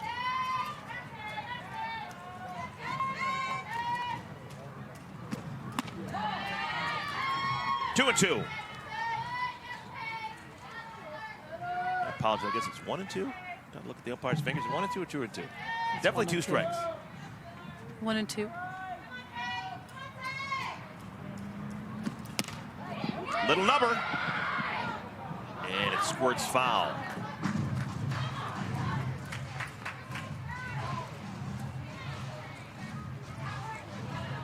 Edwards so far today has flied out to left field twice. Once against Kent Sandercock and once against Odyssey Alexander.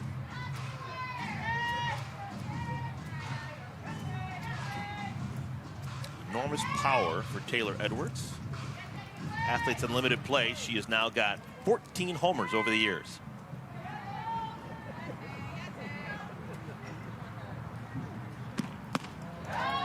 Good lights. Masson's done a really good job of being able to mix that off-speed pitch. She's thrown that changeup when she's needed to, gone hard down in the zone. And since she's come in, she's been super effective. Ooh, that hit her bat. Would have been ball 3.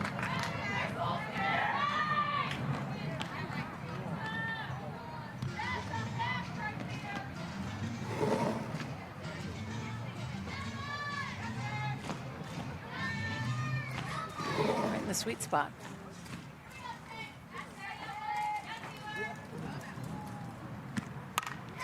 Into center field. That's where fly balls go to die. Aaliyah Andrews makes no mistakes. 1 down. Let's check in with Savannah Collins. Well, in talking to Amanda Loren, she has really emphasized how this whole pitching staff has embraced having a lot of different roles. And as we're seeing Mariah Masson step in to be this closer in this tight game that's coming down to this final inning, 1-run differential, a lot of her mental strength work in the offseason, I had to imagine, is paying off. She talked about how she listened to this podcast that really focused on when you find yourself overthinking, go to neutral thinking. It's something that's come in her game so far this season, just staying neutral in the present moment. Focusing on, I'm going to take this one pitch at a time. We hear that a lot, but almost at another level of, it's not about winning or losing. It's just about taking in this moment and executing what I have to do right now. And I have to imagine here with 1 out left, as we're coming down to the wire in this game, that's what she's leaning on, that she prepared herself with this season. Thank you, Savannah. And Mariah has improved every season that she's played here professionally, either an AUX season or a championship season. She's been impressive since coming out of the pen. She gave up a leadoff single to Sydney McKinney, but then retired 6 in a row. But I like that mentality of just being able to focus on the task at hand, and easier said than done, but at times the game can really speed up on you pretty quick. There's at times way more pressure that a pitcher has to feel and know how to navigate through all of that. Swing and a miss. Good pitch by Masson. And Wallace is out number 2. That's such a good pitch. And when pitchers have been able to get out Skylar Wallace, it's been on that down and in pitch. That's filthy. That is tough as a left-handed hitter to be able to get down and in on.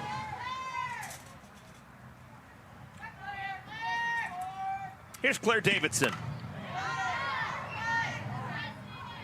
1-0 lead, Team Kilfoyle. Looking towards the bottom of the 7th inning. Megan Wiggins, Aaliyah Andrews, and then the captain, Amanda Lorenz, scheduled to bat.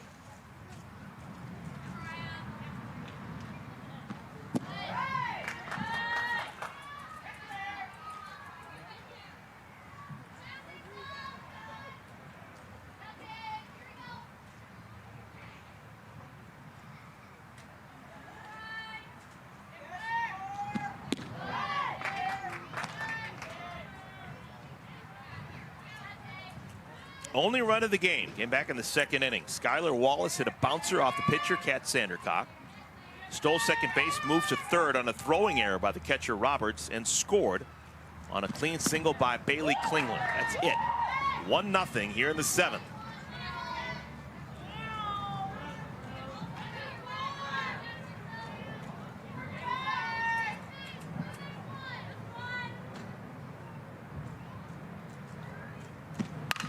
On the ground, Harshman throws to first in time to retire the side. Good job by Masson. Finishes with 9 straight retired.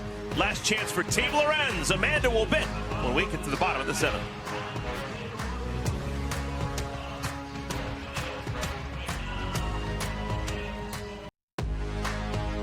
Athletes Unlimited Pro Softball is sponsored by Mizuno. It has been a full day of AU championship season softball here in Rosemont, Illinois. We have got one game in the books, a 3-1 win earlier today for Team Palacios over Team McQuillan. Here in our nightcap, a classic pitchers duel, 1-0 as we make it to the bottom of the 7th inning. This inning is worth 50 points. Team Lorenz, if they can get 2 runs here, my goodness, that would change their day around. It would be 50 points for winning all those innings and then 50 points for winning the game. This is a crucial bottom of the 7th inning. We've got a new pitcher. Sarah Willis replaces Peyton St. George. She'll try and slam the door and pick up the save. Yeah, this is a big opportunity coming into this game with a 1-run ball game. Willis throws hard. There's always such a fun pressure being able to come into games because the energy and adrenaline is already supplied for you. You don't have to create it. And 10 innings pitched so far on the year. But you're right, she does throw hard. That last pitch coming in at 71 miles an hour. But to me, it's the killer changeup. She has the best changeup in the league. Can whip it out at any time, and it just differs so much from the hard. Sometimes the strike zone moves around on her. 2-1. Megan Wiggins, Aaliyah Andrews, and then Amanda Lorenz. If anyone gets on, Hannah Flippin, and then Kelsey Harshman. Not going to be easy for Willis. Oh boy. 3-1. In the history of Athletes Unlimited, we've had 4 games that have finished 1-0, including one game earlier this season. Team Denham winning over Team Svekis 1-0.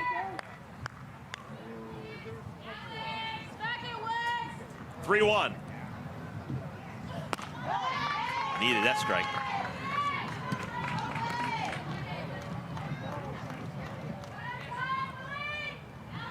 If I'm a pitcher, I'd almost rather give up a single than get a walk.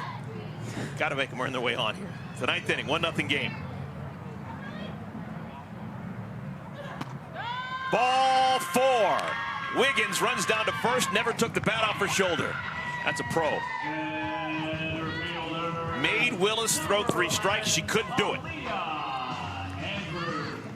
I'm with you. I challenge her and force her in this kind of pressure-filled bottom of the 7th inning, 1-run ball game to have to come in and throw strikes and find the strike zone. It's been a little bit of a tighter strike zone in comparison to what was going on yesterday. Andrews takes outside. Andrews fits perfectly into the situation right here, trying to advance Wiggins to second and also get herself on.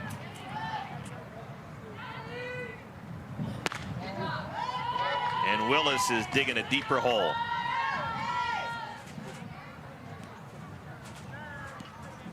This is the decision of the captain, Lexi Kilfoyle. She has trusted the rookie Peyton Gottschall to start the game. She did her part. She was magnificent, 4 shutout innings. Then she brought in Peyton St. George, who threw 2 scoreless frames, and now leaving it up to Sarah Willis to close the door in the 7th.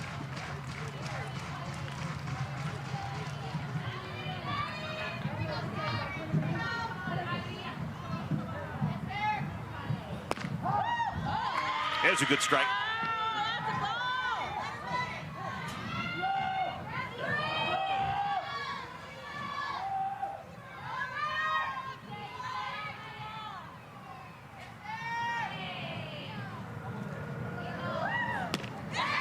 2-2. So Willis has gotten right back in there. Well, and we've yet to see her throw that changeup. That's kind of that bread and butter pitch for her. Wondering if she'll whip that out here. She'll go back to that drop down in the zone.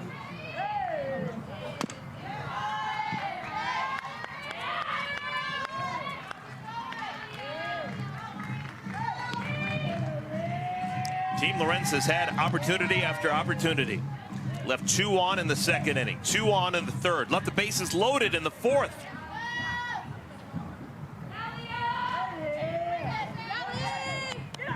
They've actually out-hit Team Kilfoyle, 4 hits to 3.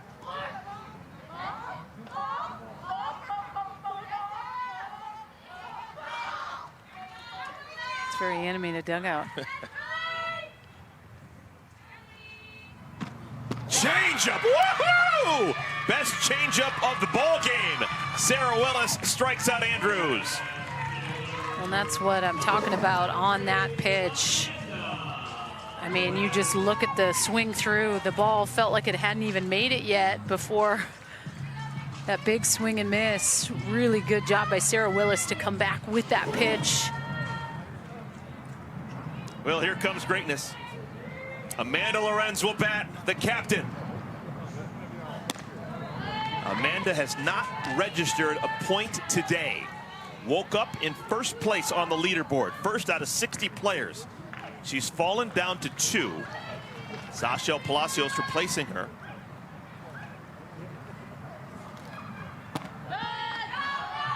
Lorenz is 0 for 3. Her team has not won an inning. And she is stalled at 900 points. Lexi Kilfoyle, who came in 3rd. If her team can hold on, this would be a huge day for her without even getting onto the field as a player. She would win all 7 innings, 70 points, and win the game plus 50.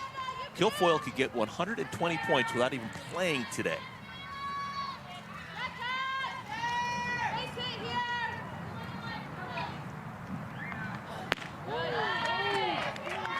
There haven't been many swings against Willis. These hitters are being patient. We've had back-to-back-to-back lefties, which pitch on the outer half. She's thrown 18 pitches and only had Team Lorenz batters swing twice. Yeah. 18 pitches, 2 swings. She's walked 2. And now you have runners on at first and second with 1 out.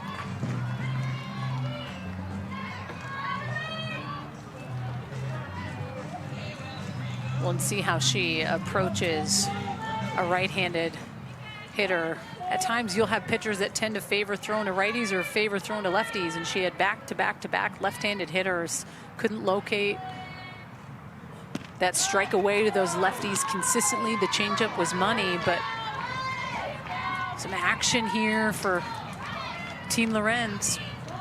Oof. Hannah Flippin, runners on at first and at second. 1 out in the 7th.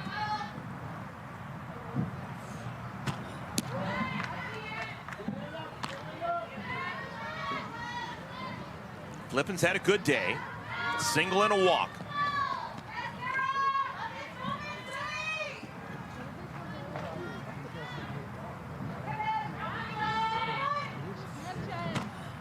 Changeup, a beauty. She has thrown 2 dandies. Ball and 2 strike to Flippin.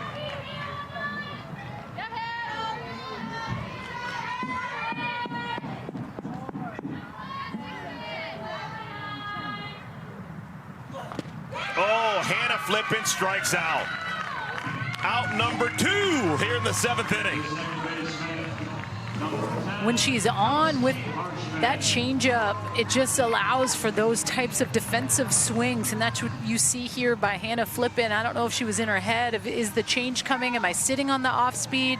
Second guessing herself, and you can tell just based on that swing, it's a good approach by Sarah Willis. So it all comes down to Kelsey Harshman. 2 outs, 2 on.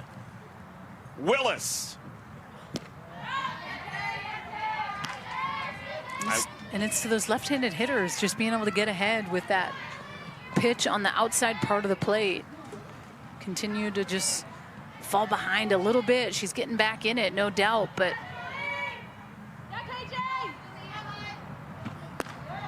if Willis can slam the door, she's going to have earned it. She's got Harshman at the plate with runners in first and a second. After Harshman, it's Vidalis. After Vidalis, it's Wiz. It has been a tough road for Willis. 2-0. Change up. 2-1.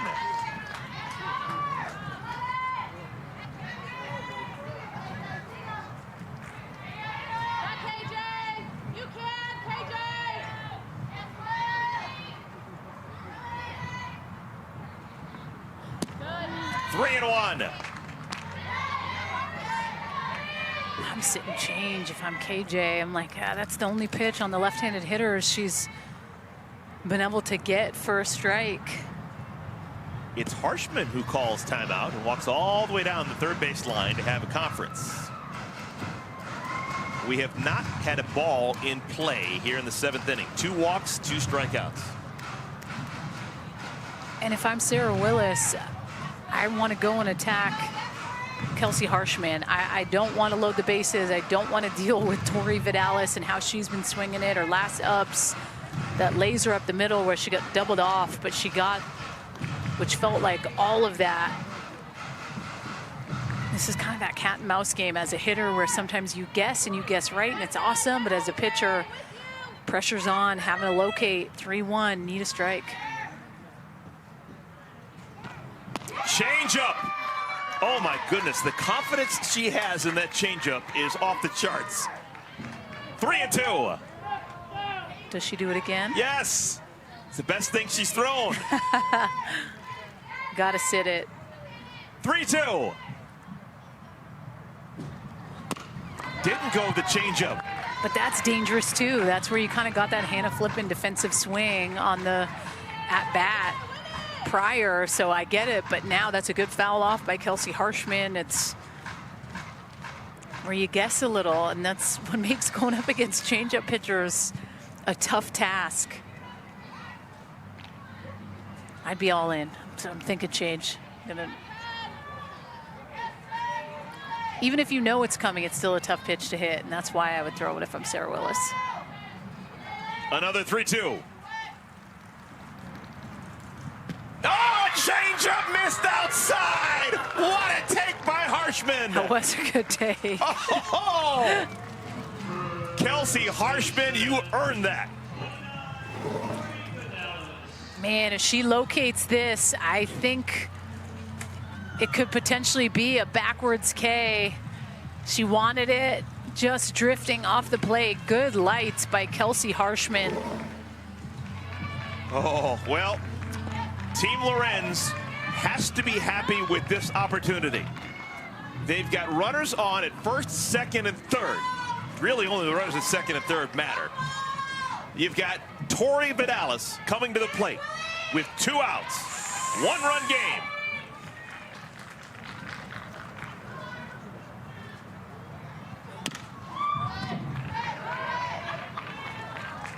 Tori swinging a hot bat, a double and a homer yesterday, is 0 for today.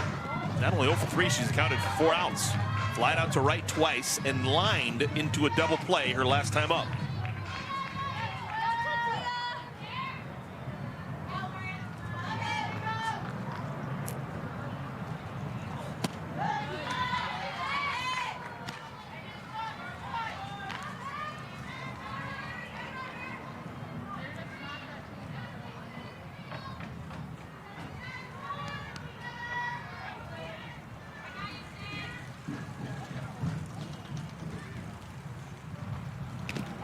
Changeup, ball gets away. Here comes Wiggins. She scores and we're tied. Oh my goodness. The ball gets away from Edwards and we're tied at 1.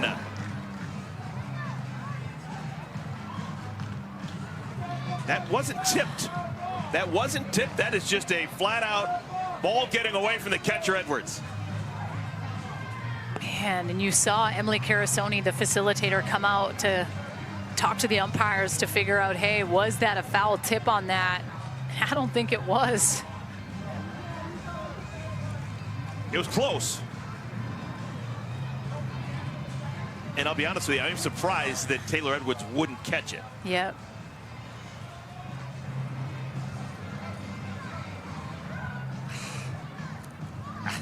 I don't know if there's going to be video evidence to overturn it, but I kind of think, well, look at Vidalis immediately signaled for the runner to come down third like she thought she didn't tip it.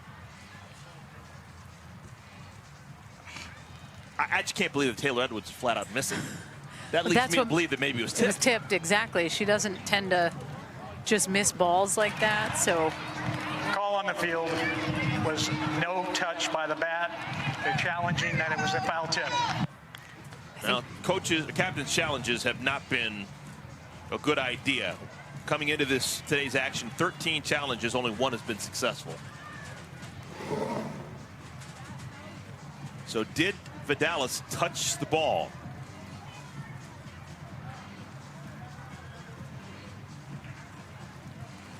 And I think it's also safe to say that it's a heck of a I think she touched it. Defective pitch. Like, let's see if we can listen in to see if we hear anything.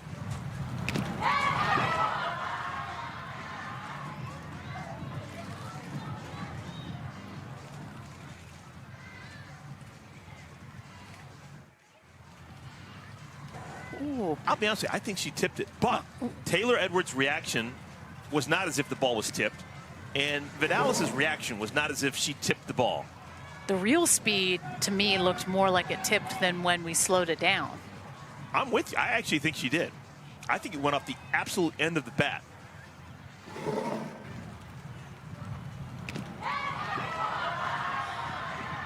Dang. Here we go. Here we go. This is huge. After further review, call on the field is upheld. No touch. Call's upheld.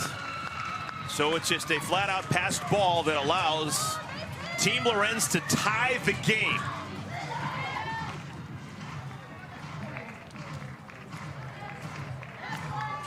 So we're tied at 1. We wait until 2 outs in the bottom of the 7th inning for Team Lorenz to score a run. The count is a ball and 2 strikes.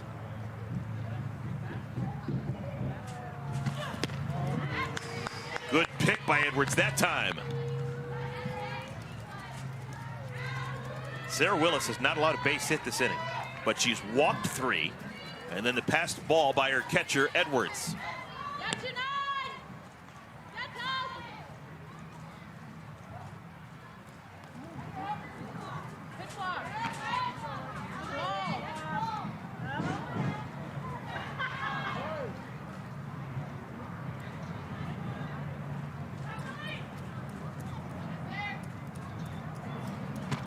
Changeup sails high.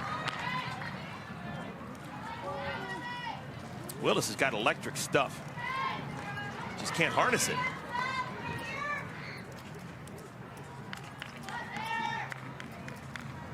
(3-2). Another changeup, and she went too far. Vidalis went too far, and it's strike 3. I don't think she did. Did the ball glance off the bat?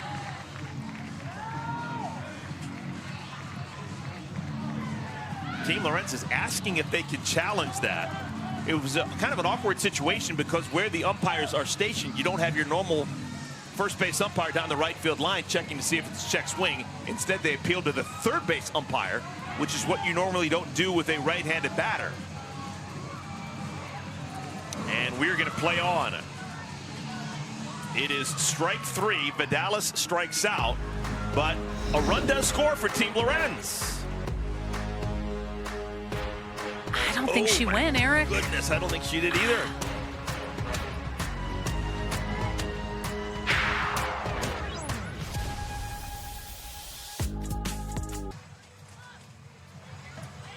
Yeah, just a wild bottom of the 7th inning. Sarah Willis comes on to try and close the door. She throws 34 pitches. 14 were strikes. I think it's 16 were strikes. 18 were balls. She doesn't have a ball put in play against her. She strikes out the side, yet she allows a run because she walks 3 and has a passed ball. Allow a run to score. Just a kooky 7th inning. So we're tied at 1, and we will have our extra inning rules in effect. We will have the person who made the final out of the last inning at second base. It's Claire Davidson. Davidson's on at second. Bailey Klingler is the batter. Klingler squares to bunt, takes, called, strike 1.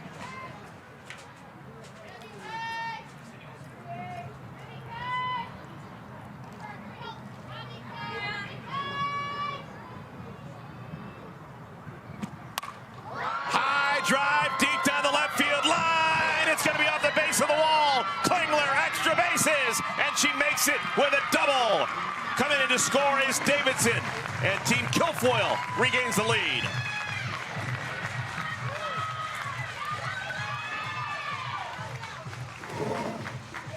It's a nice job by Bailey Klingler. This is a pitch up in the zone.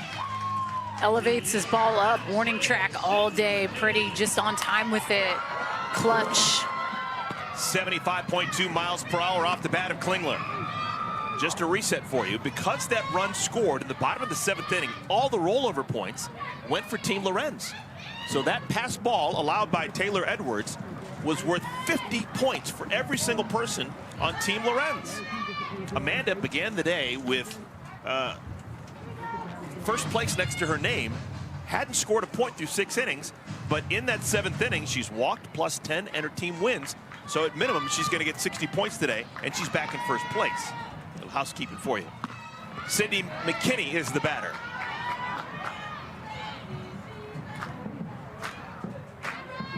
But we still have a game win on the line. That's what we're playing for now. No more inning wins. When she gets to extra inning, this is just strictly for 50 points and winning the game. On the ground, that'll get through. Let's see if they'll send Klingler. Why not? Nope, they put the stop sign up. With nobody out, they're going to go first and third. The center fielder, number 51, Caroline Jacobson. When you see Emily Carasoni, the facilitator, hand up all the way, you see Kling's face like, huh? I think I could have made it. Well, we're going to have a pitching change. Mariah Masson, who was fantastic since coming on in the 5th inning, struggling here in the 8th. She'll be replaced by the veteran, Alicia Ocasio.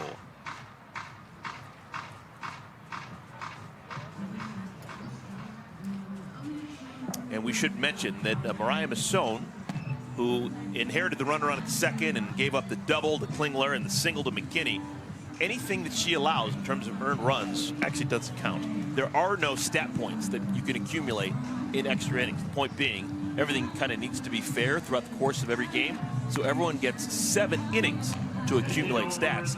Once we get to extra innings, it's capped and done. So we're only playing for the win, which is a plus 50 for either side.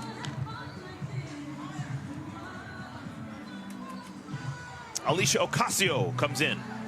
Yeah, Alicia, 15 innings pitched so far in this champ season. I mean, she was the all-around champ back in 2021. Two-way player, so much fun to watch, but a little bit of a pressure cooker situation here. Top 8, runners on the corners. Just to come in and play damage control.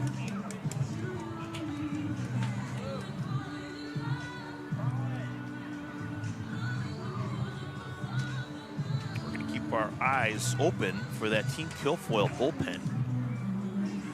I would be stunned if Sarah Willis comes out and pitches at the bottom of the 8th inning. But I don't see anyone loose in the pen. Maybe PSG. Come back in, sure, Peyton St. George. Caroline Jacobson. Runner heads down to second. They throw through, and the ball goes off of Flippin's glove. Another run will score. It's a 3-1 lead for Team Kilfoyle.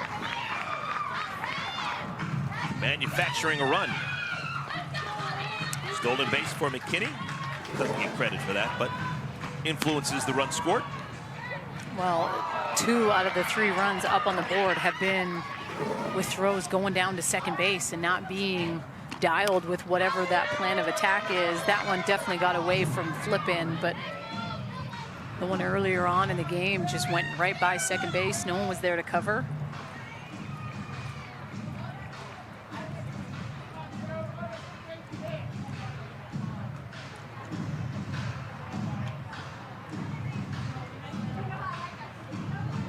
What an unusual 7th and now 8th inning.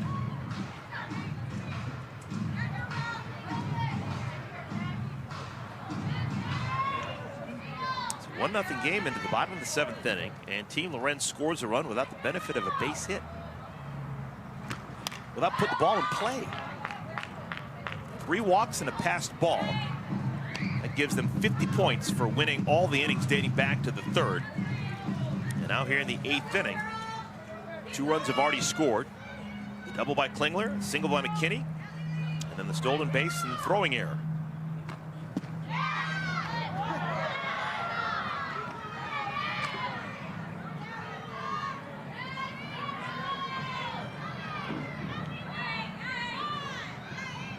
Ocasio, the champion back in 2021. You can see that on her left shoulder. Nice touch.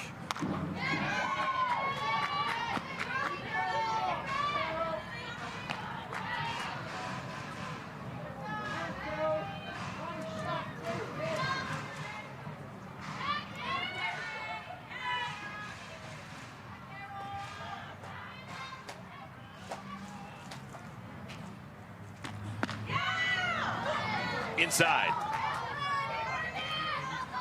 The tables have turned as far as strike zone from yesterday to today.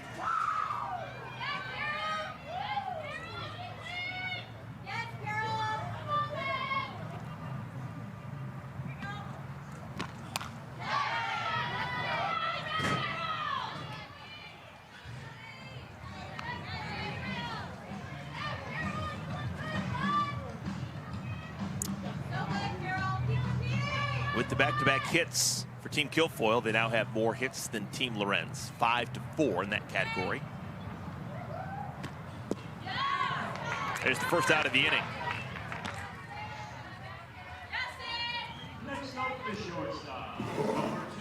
It's a pretty off-speed drop on the inner half, so dirty. You just see that defensive swing by Carolyn Jacobson. Sydney Romero.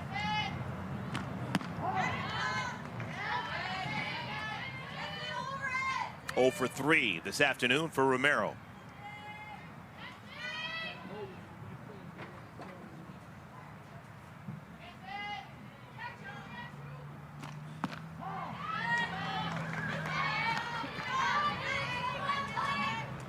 Sundays are usually getaway day. It's usually the final day of our week.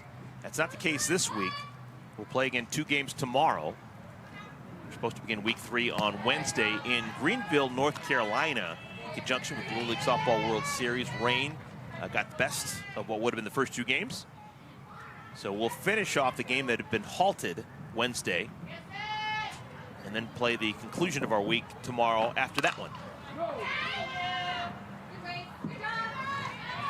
Pick up that game in the 2nd inning tomorrow, 3 o'clock local, 4 o'clock Eastern time. And then after that game's complete, we'll play a full 7-inning game to finish off week 3. We'll take a break. Week 4 will start on Friday. Then week 5 follows, and we'll crown a champion.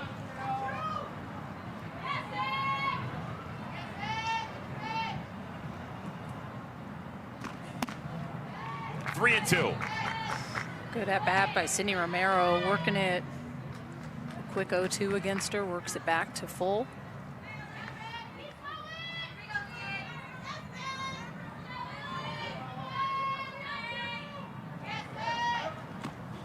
Oh, good at bat by Romero.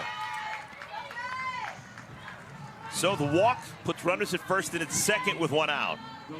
Remember, none of these stats count positively or negatively.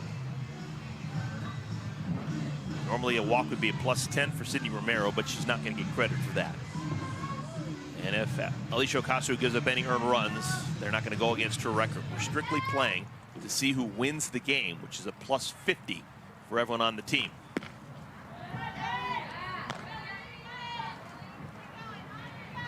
Kayla Kowalik. Humpback liner to short her last time up.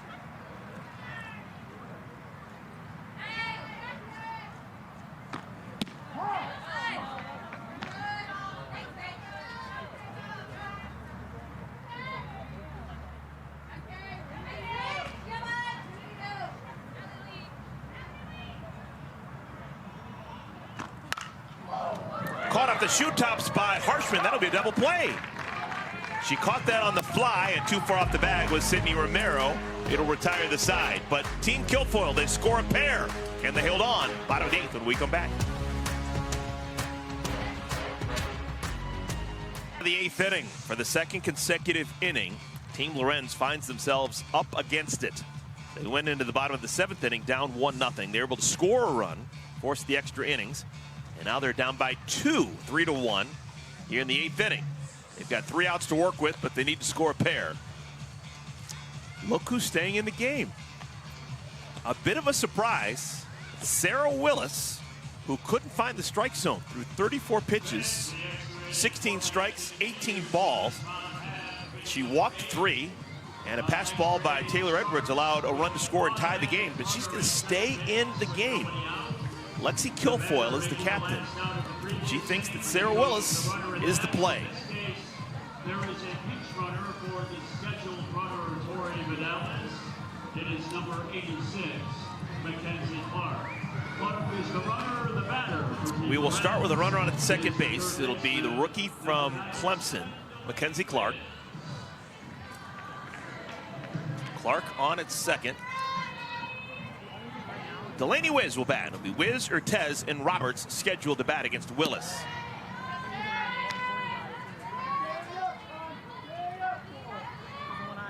I think Willis had the sunglasses on an inning ago. Changed things up. She's got the sunglasses off now.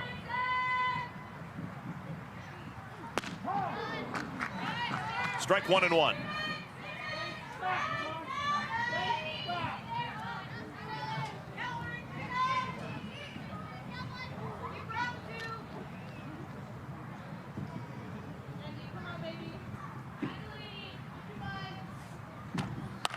Change up, hit past the third baseman, Klingler. Here comes Clark. She will score, and that allows Wiz to move into scoring position. Great base running by Wiz. She saw the throw not cut off, and she takes an extra base. Mackenzie Clark, so much speed, but what's impressive to me is Delaney Wiz, not fooled by the changeup at all. Her body moves, but her hands stay back, pulls it right down the line. This is a hot shot. Good piece of hitting and adjustment on this pitch. That is a big 60 feet that Wiz took. Gosh, Taylor Edwards, so tough. That hit her right in the leg.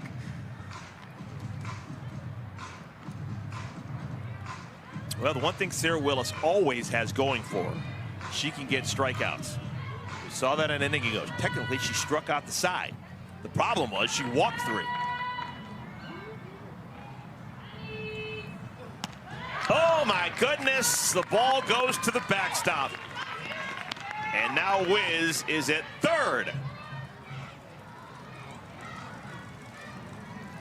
This has been close to a disaster for Team Guilfoyle. Wondering if Taylor Edwards was crossed up behind the plate on maybe what was coming.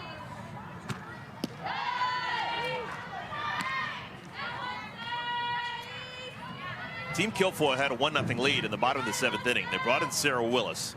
If they would have got out of the inning with no runs scored, it would have been a plus 120. They lost the inning, cost them 50 points. Softly to short only plays at first, and Wiz has to stop at third. So Wiz stays at third, or Tez can't advance her.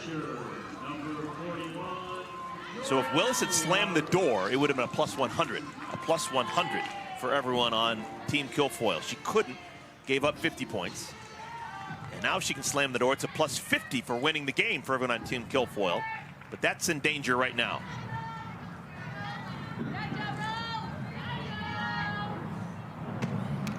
Jordan Roberts. Foul tip.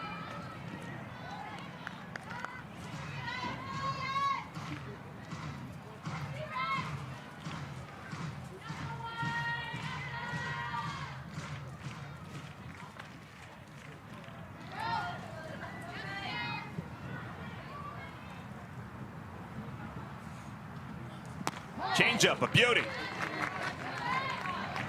If ever Willis needed a strikeout, it's right here.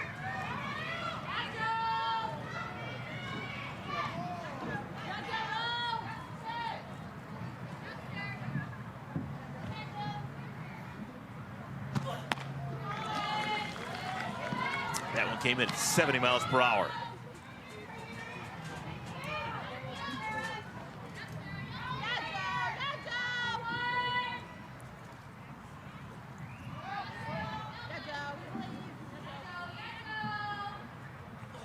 Got her! Huge strikeout for Willis. Fourth strikeout for Willis. She's 1 out away from getting out of this jam. And a pretty curveball. You see that pitch spinning away. Good spot. Love the reaction of Sarah Willis. Love to see it. Infield defense can exhale just a little bit. Not too much. Wiggins can run.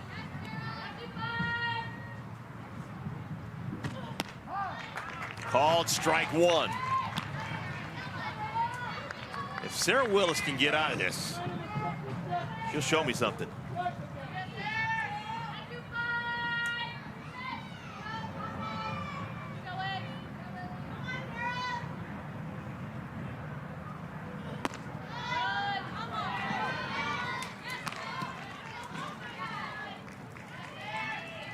Team Guilfoyle lost yesterday, trying to hang on.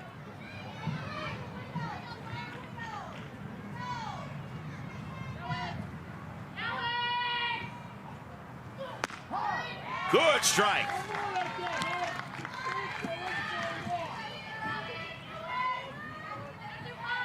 Ball and 2 strikes, 2 outs. Bottom of the 8th inning.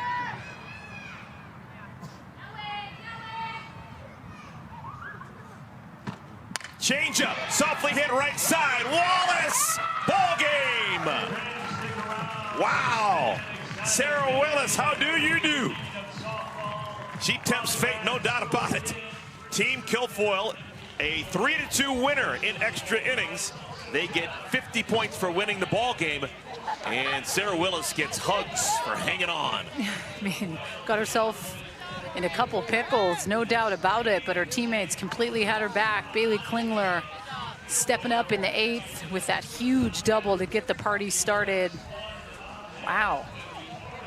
Well, the leaderboard is being updated as we speak.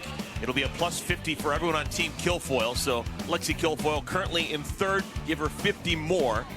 That'll be updated with MVP winners and possibly a defensive MVP in the minutes to come. So congratulations to Team Guilfoyle. They beat a very good Team Lorenz team in extras. 3-2 is your final score. Yeah, wow, what a game. 2 games in the books earlier today. Team Palacios, a winner over Team McQuillan. Team Guilfoyle, a 3-2 winner over Team Lorenz in our nightcap.